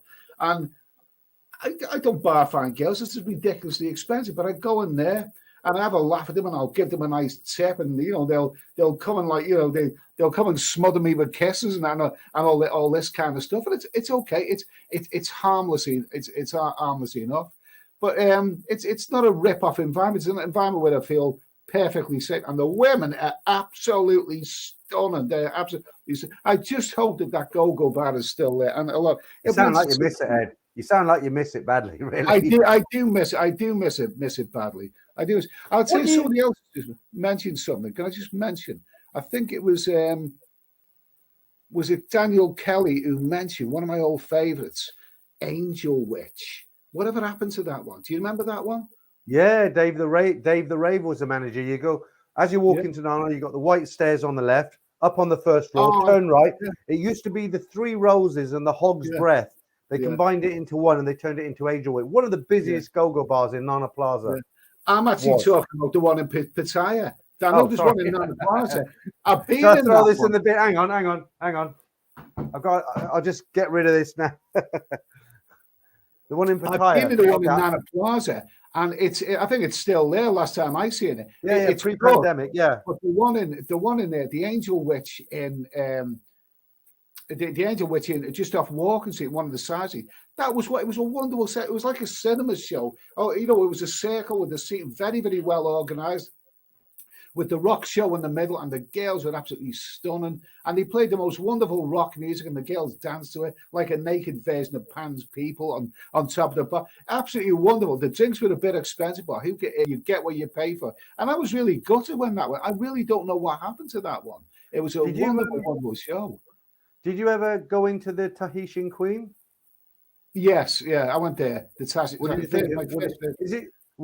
It's your favorite place, you said, did you say? No, my first visit to Pattaya many years ago, the Tahitian Queen. Yeah, what used to make me laugh about that place, because it's one of the only go-go bars that's open in the daytime. So you're walking down the beach road and you see the sign that says open. You go in and it takes you about 5 seconds before you can see anything. You can hear people dancing and talking, glasses clinking, but you can't see anything. Yeah. It does. It's always seemed to me, I've never been in there of a daytime. It always seems to me that a strange place that anyone would want to go of a daytime because of its beachfront location. It's a biker bar. It's a big biker bar because they can park. Yeah, they can park right. They have these gangs, don't they? Drive the Harleys and stuff. The expats, and they like that bar because they can drive down the beach road and park right outside. Yeah. Yeah, one of my first Thai girls was from Angel Witch. Beautiful woman. They were 32 years old, absolutely stunning. And they wear those white leotard things. And oh God Almighty, I better get off that subject. Wonderful. Steady. Okay. Yeah, John Mitch is here. Nice to hear from you, John. avoid upstairs bars in Pat Pong. Now, that Pat Pong in Bangkok is notoriously a ripper. Do you know that is one of those places in that I've never actually made it to in Pattaya? Sorry, in Bangkok. Pat Pong. I've never actually made it there. I've never felt a reason to go there. But have you been there? Yeah, I have. I wouldn't recommend it to anybody. They're talking about the bars above the go-go bars. You know, you get these guys in the cars, ping pong show, this show, that show. Yeah. They're just a total rip-off. You go up there, the girls are past their sell-by date, and whatever they tell you on the door is total bullshit. And I don't know if they still do it, but one of the things they used to do is they'd stand in front of the door and give you a 5,000 baht bill and say, well, you can't leave until you paid it. What are you going to do? Yeah. No, it's dreadful. I mean, that's classic too. I just said a moment ago, like, you know, you can enjoy Thailand with and all that it's got to offer without the tourist traps. But I think Pat Pong is the most notorious. But that's probably why I've never been. I think in the past I've mentioned it to people. I've said to people something like, I've been to Soy Cowboy, I've been to Nana, I've never been to Pat Pong. Am I missing anything by not going to Pat Pong? And most people have said, you may as well just stick to the places that you know. You're not missing anything. Another question, Eddie, for you, if I may. Yeah. Do you have a favourite bar in Soy Cowboy or Nana? Which one do you like? See if it's the same as mine. Soy Cowboy, do you know something, Peter? I actually don't rate Soy Cowboy. I think it's a more expensive and not as good version of Walking Street Pattaya. If you're in Bangkok, what would be your, or doesn't it matter? You don't have a favorite one. If you went down to Soy Cowboy, is there one in particular that sticks out? Or in Nana Plaza, do you have one in particular that sticks out that you always make a beeline for or not? It's not necessarily. It's not necessarily. I'll tell you, in Nana Plaza, the Hillary bars. I think there's 1, 2, 3, and 4. I can never remember which is which. The one where they have the live band in there, absolutely terrific. You go in there, it's a little bit of it's one of those places. It's so rammed that you worry if a fire broke out here. Am I going to get out? It might be Hillary. You're talking about the one outside, Nana. You go down halfway down Soy 4. It's on the left.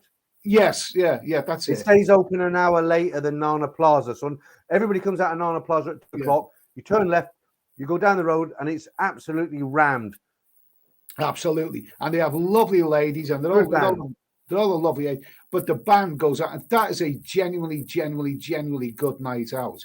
I mean, I must admit, I've been in that bar and I watched the live bands until the early hours of the morning. And you do get the feeling that Bangkok still has that's something that, for the night out, it rules out anywhere else it rivals anywhere else you'd ever like to go in the world. It'll simply be a great night out, but you've got to like live bands, of course, to really appreciate it. But earlier you said that I don't like live bands. I do actually like them, but they have to be good.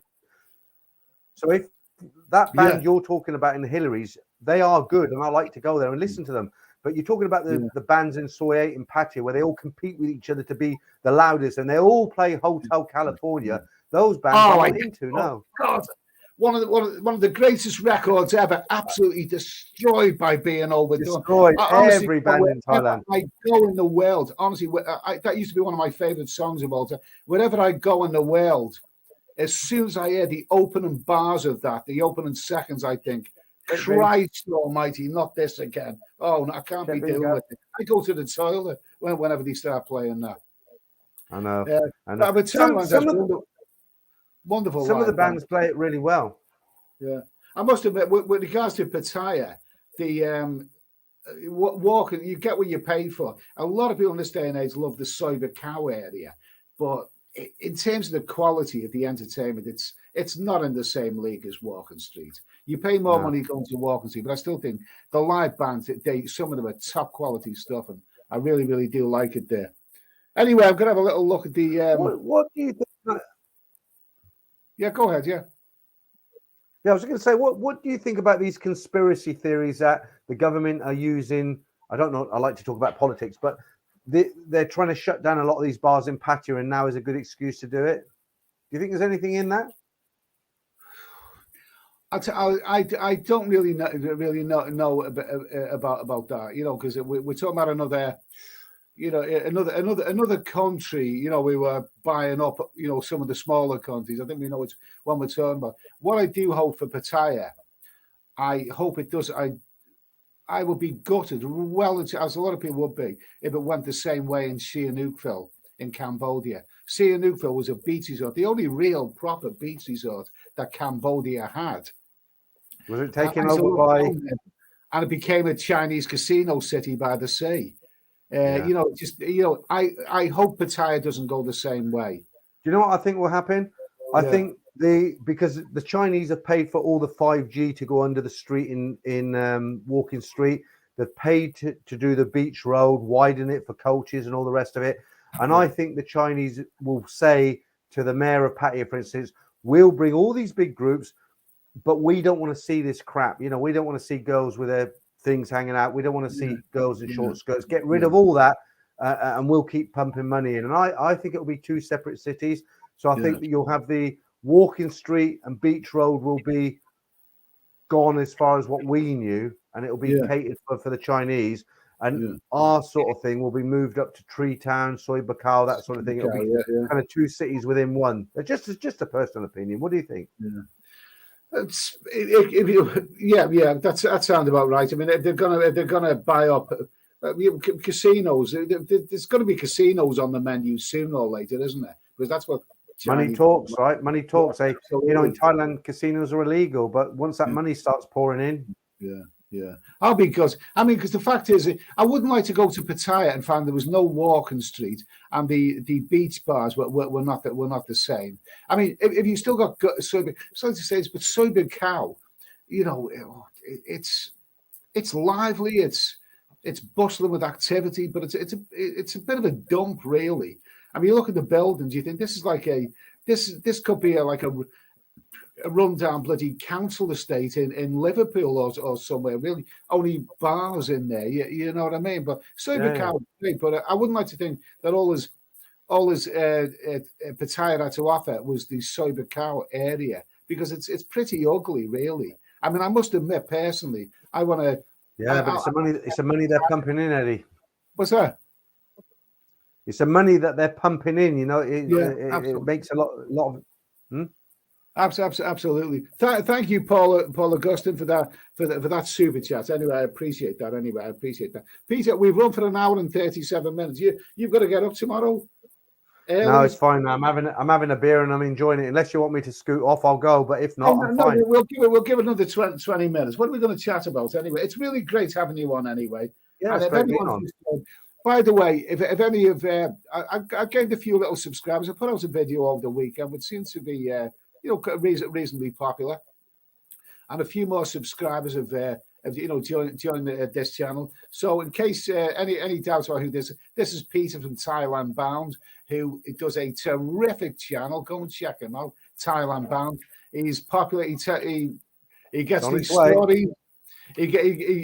People send them stories from people's experience with Thai girls and everything. He reads them out. It's a very, very slick channel, very, very entertaining. And he's up to 28,000 subscribers now. Good for you, mate. You'll go a lot further. I'm not in your league yet, Eddie.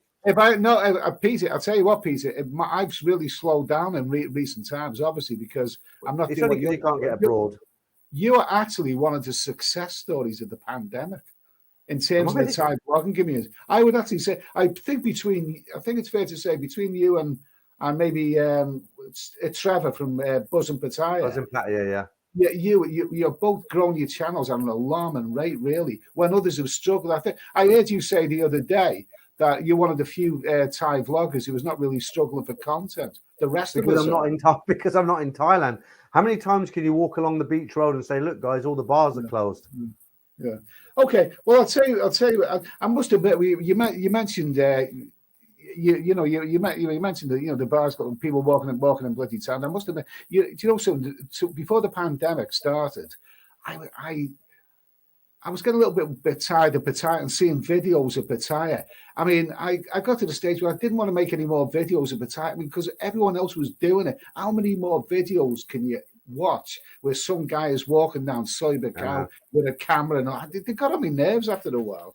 But anyway, a few a couple of trivial little questions. I've heard, I've heard you say, on yours. I'm sure I've heard you saying on your stream that you're going to go and watch something on Netflix or whatever afterwards. Do you watch Netflix at all? Are you a movie fan? Yes. Yeah, I watch Netflix. I've got some free movie channels on the old Amazon stick. And you have Amazon as well. What else can you do in the UK? If I said to you, Eddie, I live around the corner from you. Look, I'll be there after this stream. I'll pick you up. We'll go to a go-go bar. Would it happen? Yeah. No, it wouldn't. No, it wouldn't. Yeah, I mean, what kind of things? It's a bit of a trivial question, this, but I'm sure somebody. I'm a film. I don't like anything like soap operas, like Emmerdale, Coronation Street. Neighbours. It's all crap. I like films like The Shawshank Redemption, Goodfellas, Casino, The Irishman. I like Jim Carrey. I like comedy. I like Peter Kay. I just don't like the bullshit. The ones that are on 3 times a week. Well, I must admit, when I first started obtaining Netflix a couple of years ago, I watched the entire many series of Breaking Bad, and I thought it was wonderful. And I think I've watched that. Each shows where they were better than the movies then at that moment in time, because a lot of the films I don't really enjoy. The problem I have with Netflix is that they're old, aren't they? There looks young enough to be my daughter or son. It seems to be aimed at a very young market. But I must admit, last night I did watch. I thought it was. It's what I tend to spend more time flicking through it, deciding what to watch, rather than actually watching anything. But one of the things I watched last night, and I've never even heard before, Mr. Bean. Goes on holiday, and I'm not really a big fan of Rowan Atkinson. I think I was tempted because I thought this is going to be a sunny sun because it had the French Riviera location somewhere in the description. I thought, well, this will be okay, and I really enjoyed that. It was kind of a feel good factor. But he only lives about 10 miles away from me. He lives in Rutland. Really? Are you a big fan? Do you like Rowan Atkinson? Do you think he's?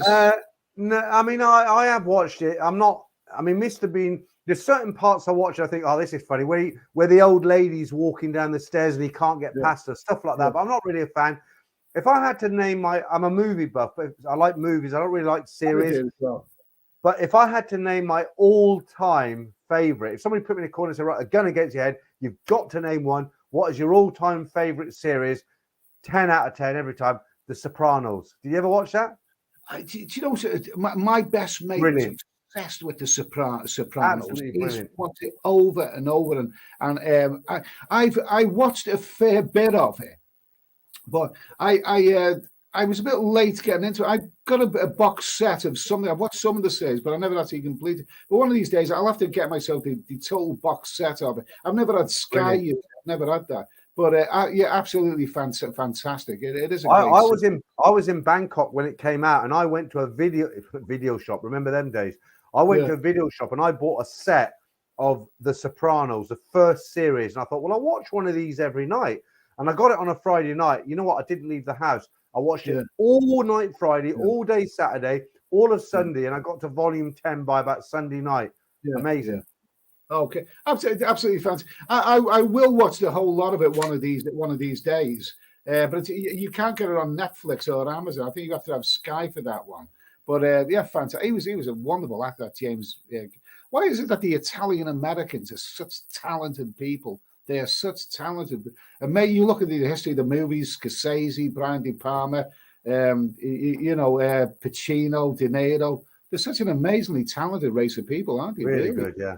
Absolutely. So let's discuss movies anyway. Shall I ask you this?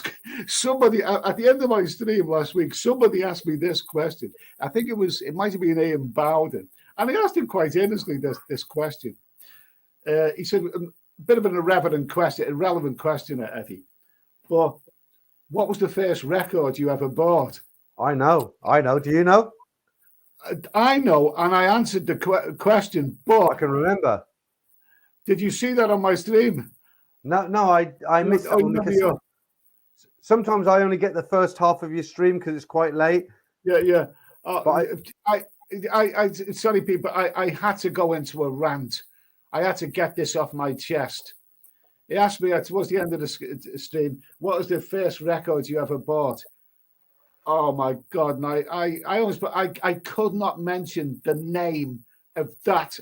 He's not a man; he's a thing. Go on, tell us. Be brave. Let it all out. 1970. I couldn't say his name. His name is therapy. Breathe and tell us. I had a rant about it last week. I will not say his name except that he wears shiny clothes and platform boots. And that was the first. Shiny. Was it shiny clothes and? Give us a bit more of a clue. Come on. Go on. His initials are GG. I'm not saying his name. He's a what? Come on, I'm going to get it. His initials are JG. I bought his record in 1973. Okay, I'll give it a clue. Give us a clue. I want to get it. Come on, who was it? The record was called "I'm the Leader of the Gang I Am." Gary Glitter. Oh, really? God almighty. I'm so... You're only thinking that way of recent events, but he was good in his day, you know. He was from everywhere. I had a rant about this, but yeah, absolutely. It was 50 pence, and I'd heard this. I was 11 years old, and I thought he's great because he was used. Everyone loved him. Good. He was good in his day. Oh, you know. Jesus Christ, what a But you know what was disappointing? And I said this last week. I'm not going to go into it again. But you know what? All the people that you met over the years who knew him, and apparently he was in like the south of Somerset or somewhere like that. People who met him would say he was a real gentleman, he was a charmer, and yet we didn't know what was really going on in the background. He was like your favourite uncle. I actually knew people who were such fans of him, like he was like your favourite uncle, that they were absolutely gutted. They just didn't want to believe it about him when the news broke. They wanted to believe it about Jonathan King because he was a nasty bastard. He was horrible, despicable person, Jonathan King, and some of the other people. Not him. Not not the big J. I mean, Gary he let so many people down. He really did let so many people down. But anyway, enough about that. What was the first record you ever bought? I didn't even like the song. I just bought it because I had to buy one. I was given some pocket money, went into the record shop, and someone said, "Come on, you got to buy one." It was "Whiskey in the Jar" by Thin Lizzy. Classic. That is a great choice. I didn't know. I just bought it and I listened to it. Oh, and do you remember it was on a 7-inch disc, that size? Yeah. One of those portable record players over and over again. Irish band, weren't they? Absolutely. They're Irish, weren't they? They were Irish. Phil Lynott was, his father was, I think it was Brazilian or but I actually watched a documentary quite recently. Very, very good documentary. And apparently he was actually born in Birmingham, but obviously his mother was Irish. And I think his mother in the community suffered terrible way because his mother was white. And his father was. She suffered the kind of racism that you wouldn't want to even go there.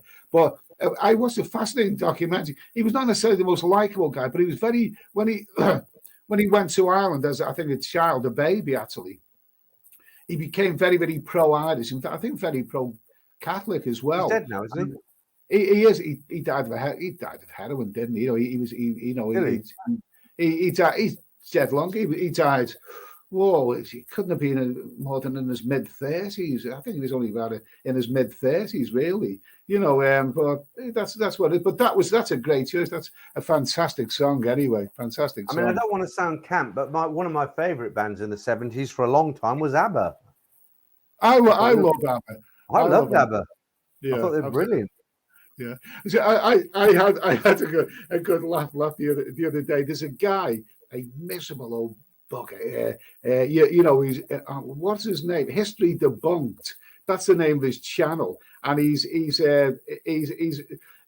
very, very cynical about the influx of immigrants and all this kind of stuff. And apparently he says that Sweden is got a very, very high crime. I don't want to get into politics too much. I mean, it's dangerous. Shame, isn't it, really? Situation. But it's apparently got owing to immigration. It's got a very, very high crime rate and whatever. And these people apparently, committed a crime, and they were said to be a terrible, violent crime. They were said to be of Swedish people, and this old geezer who's on this YouTube channel says they were not Swedish people. Look like ABBA, don't they? You can imagine them committing. Yeah. They were Albanians and other nationalities. Okay, enough said about that. We don't want to get. Oh, but I hear you. I know exactly what you mean. Absolutely. He's worth checking out, by the way. History Debunked. He's a miserable old bug, but he's actually, his channel is quite interesting. Pinball. Phil Lynott died in 1986, age 36. That's a young age to die at, isn't it?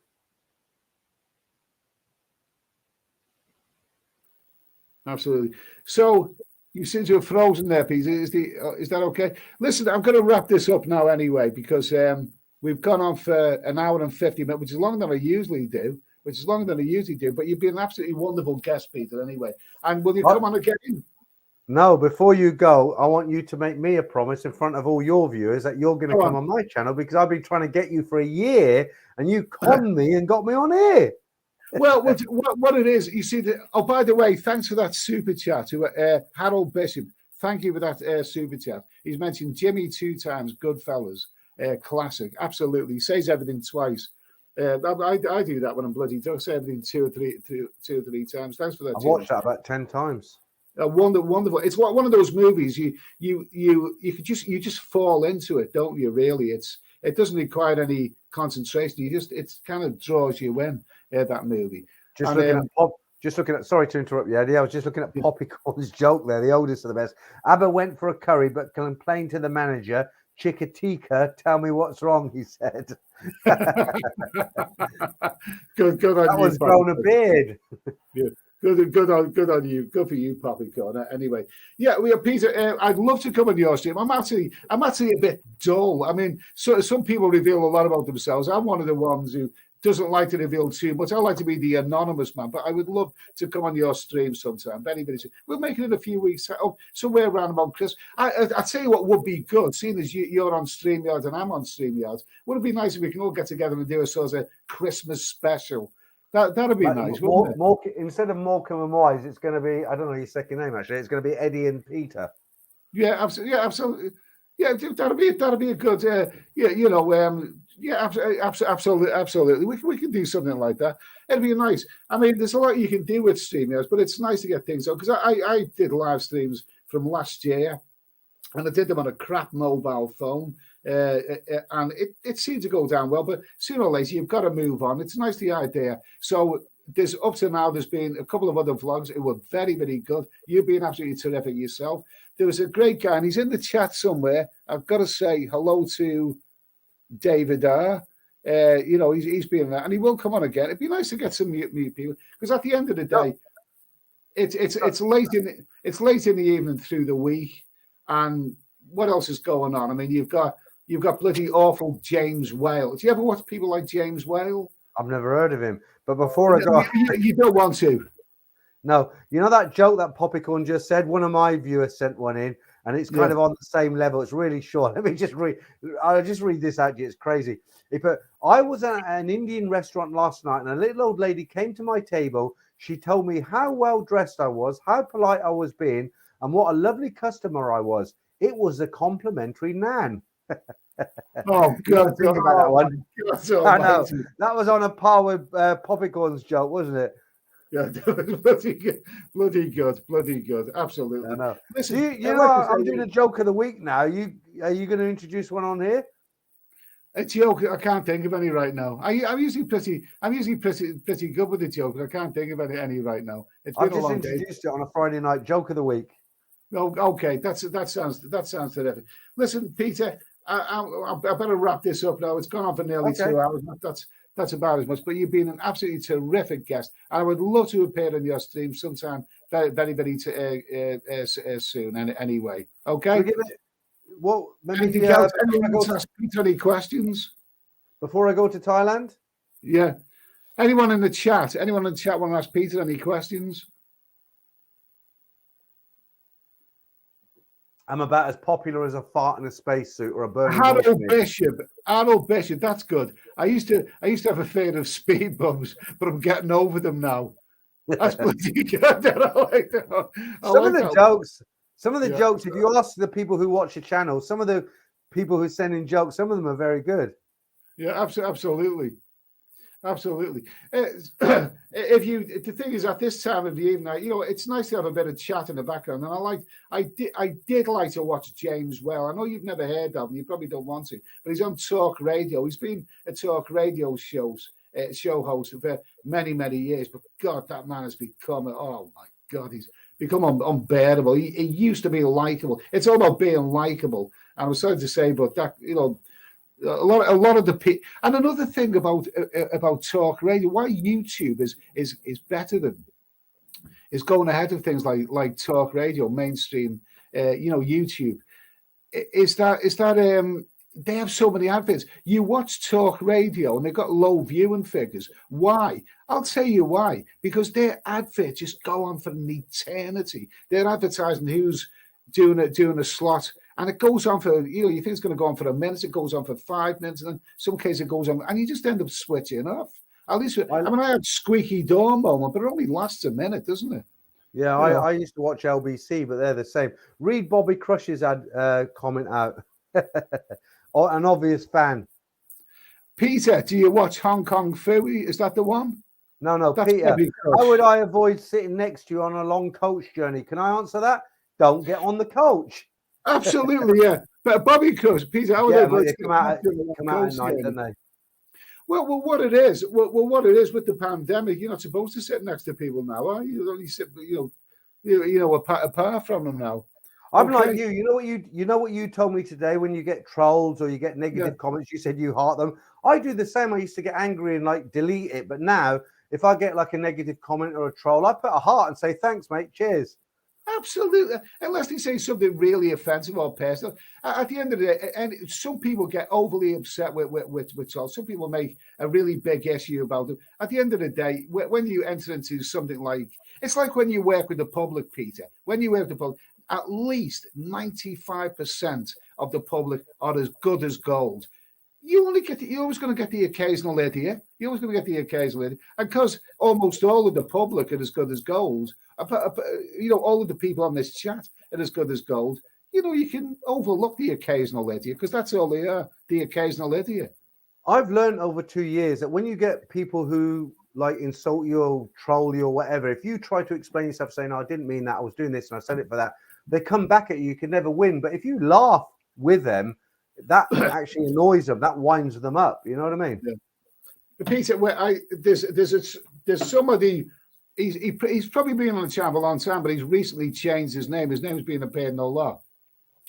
He says that he said that he hated my videos in Greece and Turkey. And there was one video he said they were bored, and that's not what people on my channel want. One of my videos from Crete was 47 minutes long, walking around, you know, Chania Harbour, showing people what's happening there. 47 minutes. He made about 47 comments on that video. Yeah, sorry about that. I only meant to make a couple. Yeah. He made about 47 comments on that video, which meant to me that he watched every single minute of it. And that's what they watch you. They watch your channel anyway, so I don't worry anymore. You know, when I tell the stories, I get people leave comments for me, and I think it's Western women normally. They say, "You are a teacher for sexpats. How do you sleep at night? You're a disgusting person." And I write back and say, "I sleep very well. I've got a memory foam mattress. I've had a good night. You know, I mean, what can I say?" Absolutely.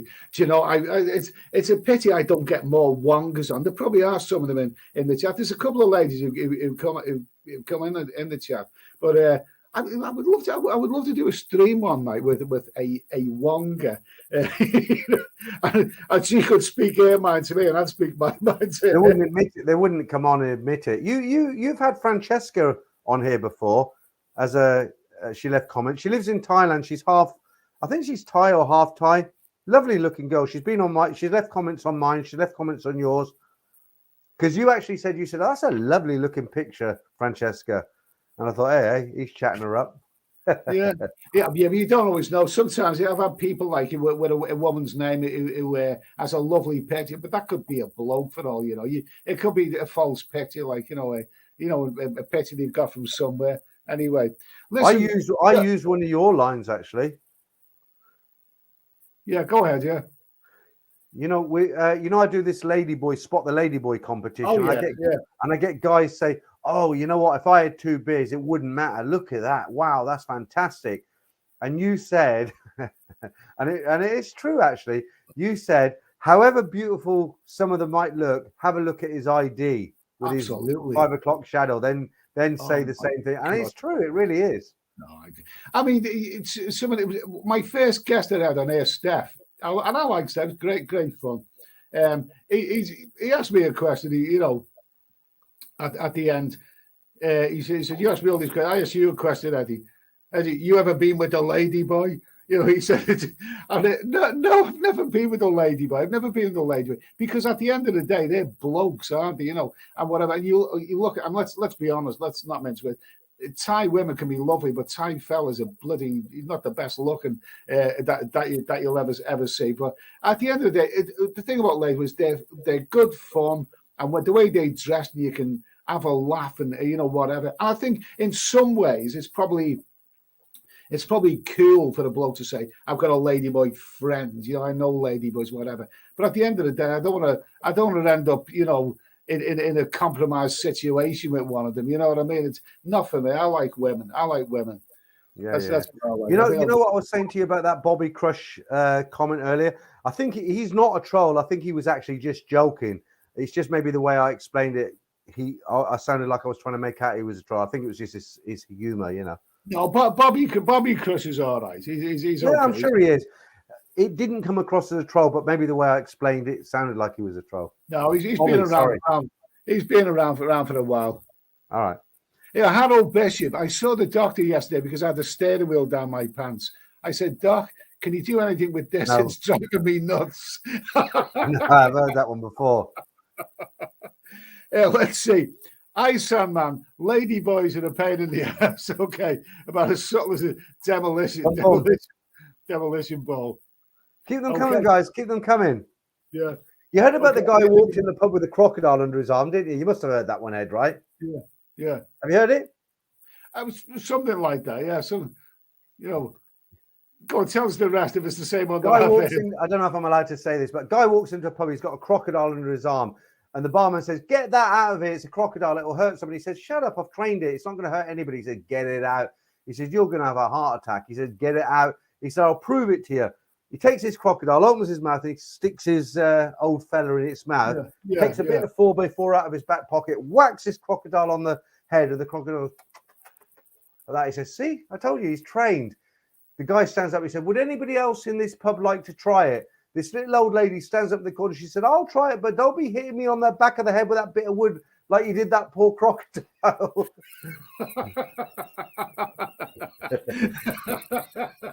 That's a slow burner. It's a slow burner, that one. It's slow burner. Okay, I don't mind. Oh, Harold Bishop, I don't mind games, but we're getting smutty now, Eddie. We're getting smutty now. Come on, Ed. We want one of your jokes. I'm too bloody. I'm usually pretty good. My jokes, tend to be more like Chubby Brown. I like Chubby Brown. They tend to be more like Chubby Brown, Probably cool. Well spotted. Yeah, go on. Sorry, Ed. I just had to get in there. Oh, Pal 555. Most ladyboys are former boss. They used to be getting bashed around the ring. Oh, okay. Get a bit. Poppycorn. That's a Bernard Manning joke. What are the someone said it is a Bernard Manning joke. He's one of my favorite comedians. He's very politically incorrect these days. Incorrect, dead. But when he was around and he told his jokes, they were so funny. And they did an interview with him. He said, "Look, I'm not a racist. My next door neighbor's an Indian doctor, and we're the best of friends. And it's just about, but he couldn't tell those jokes nowadays." You just gotta be careful. Even whatever you say, anything could slip. The wrong word could slip. I don't know. Is humor dead? Really? Is humor? I mean, do you remember how to be a stand-up comedian in this day and age? I don't know. Do you remember Love Thy Neighbor in the 70s? Absolutely. You can get away with it now. And also, what was the other one? Mind Your Language. Do you remember that? I remember that, yeah. And even on the buses, some of the stuff they come out with, you wouldn't get away with. Love Thy Neighbor was more explicit, but you know, a lot of other movies, like obviously Blazing Saddles, one of the funniest films ever made. I'm not sure how they could show that anymore. It's all gone a bit bizarre. Maybe everything. See, I mean, a few moments ago. Pete, I mentioned you were talking about Thin Lizzy, Whiskey in the Jar, and I did mention a documentary. It was a very good documentary I was watching the other week on YouTube, and the amount of racism that Phil Lynot's mother suffered. Jeez, you wouldn't wish it on your worst enemy. So, you know, we've come a long way from that, and hopefully we'll come a long way further. But I mean, to actually cancel humour out, I mean, it's just crazy. I mean, where would the world be if we can't have a laugh? You've got to be really careful now, haven't you? Yeah. Okay. Listen, I'm going to wrap this up, Peter. Anyway, I'm going to wrap this up because we've gone 2 hours tonight. Anyway, is that how long it is? That's one of your longest streams. The one with Bestie the other week was longer. But the thing is, it's wonderful having you on here because at the end of the day, I get bored talking alone on the chat and all that. I've done that like the last year or so, maybe longer than that. About and I've watched most of them. 1.5 years, but it's got to be really. It's got to, after a while, the StreamYard, it's turned out good. You've been on steps. Bestie was on the other week, Steve and that. We'll get a few people, but it'd be nice to have a few regulars. And like I say, if you're interested, maybe a little appearance on a Christmas special or something like that, even if it's a little bit of silliness. Before that, make me a promise on screen. I'm going to Thailand in 2 weeks' time, just over 2 weeks' time. Yeah, you've got to come on my stream before I go. So that would be not this Friday, maybe next Friday. Okay, we'll make it a date. We'll make it a date. You've got 339 witnesses. Yeah, absolutely. Okay. Absolutely. No, Peter, not a problem for me because I know how StreamYard works now. You know, when you come on my stream, I'm going to throw down the gauntlet, and you know what that means, don't you? Ladyboys, the Ladyboy challenge. Huh? Yeah, absolutely. Okay, absolutely. Okay. I'm going to throw down. I had it thrown down by Trevor. I'm going to throw it down for you. You're going to do fine. You promise? I've actually watched a few of them, Peter, and I got most of them wrong. So I actually got most of them wrong. Absolutely. I was just lucky. You know, he put 3 in front of me. I was just lucky. He's asked me back on to do another 3. Yeah.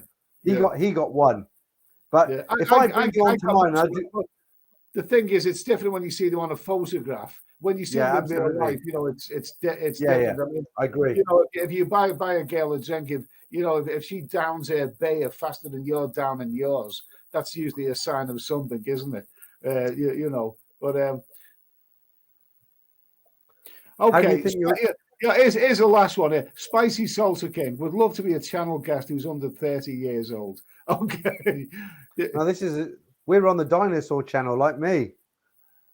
Here's a line you can't go without the wonderful Paul Hoskin.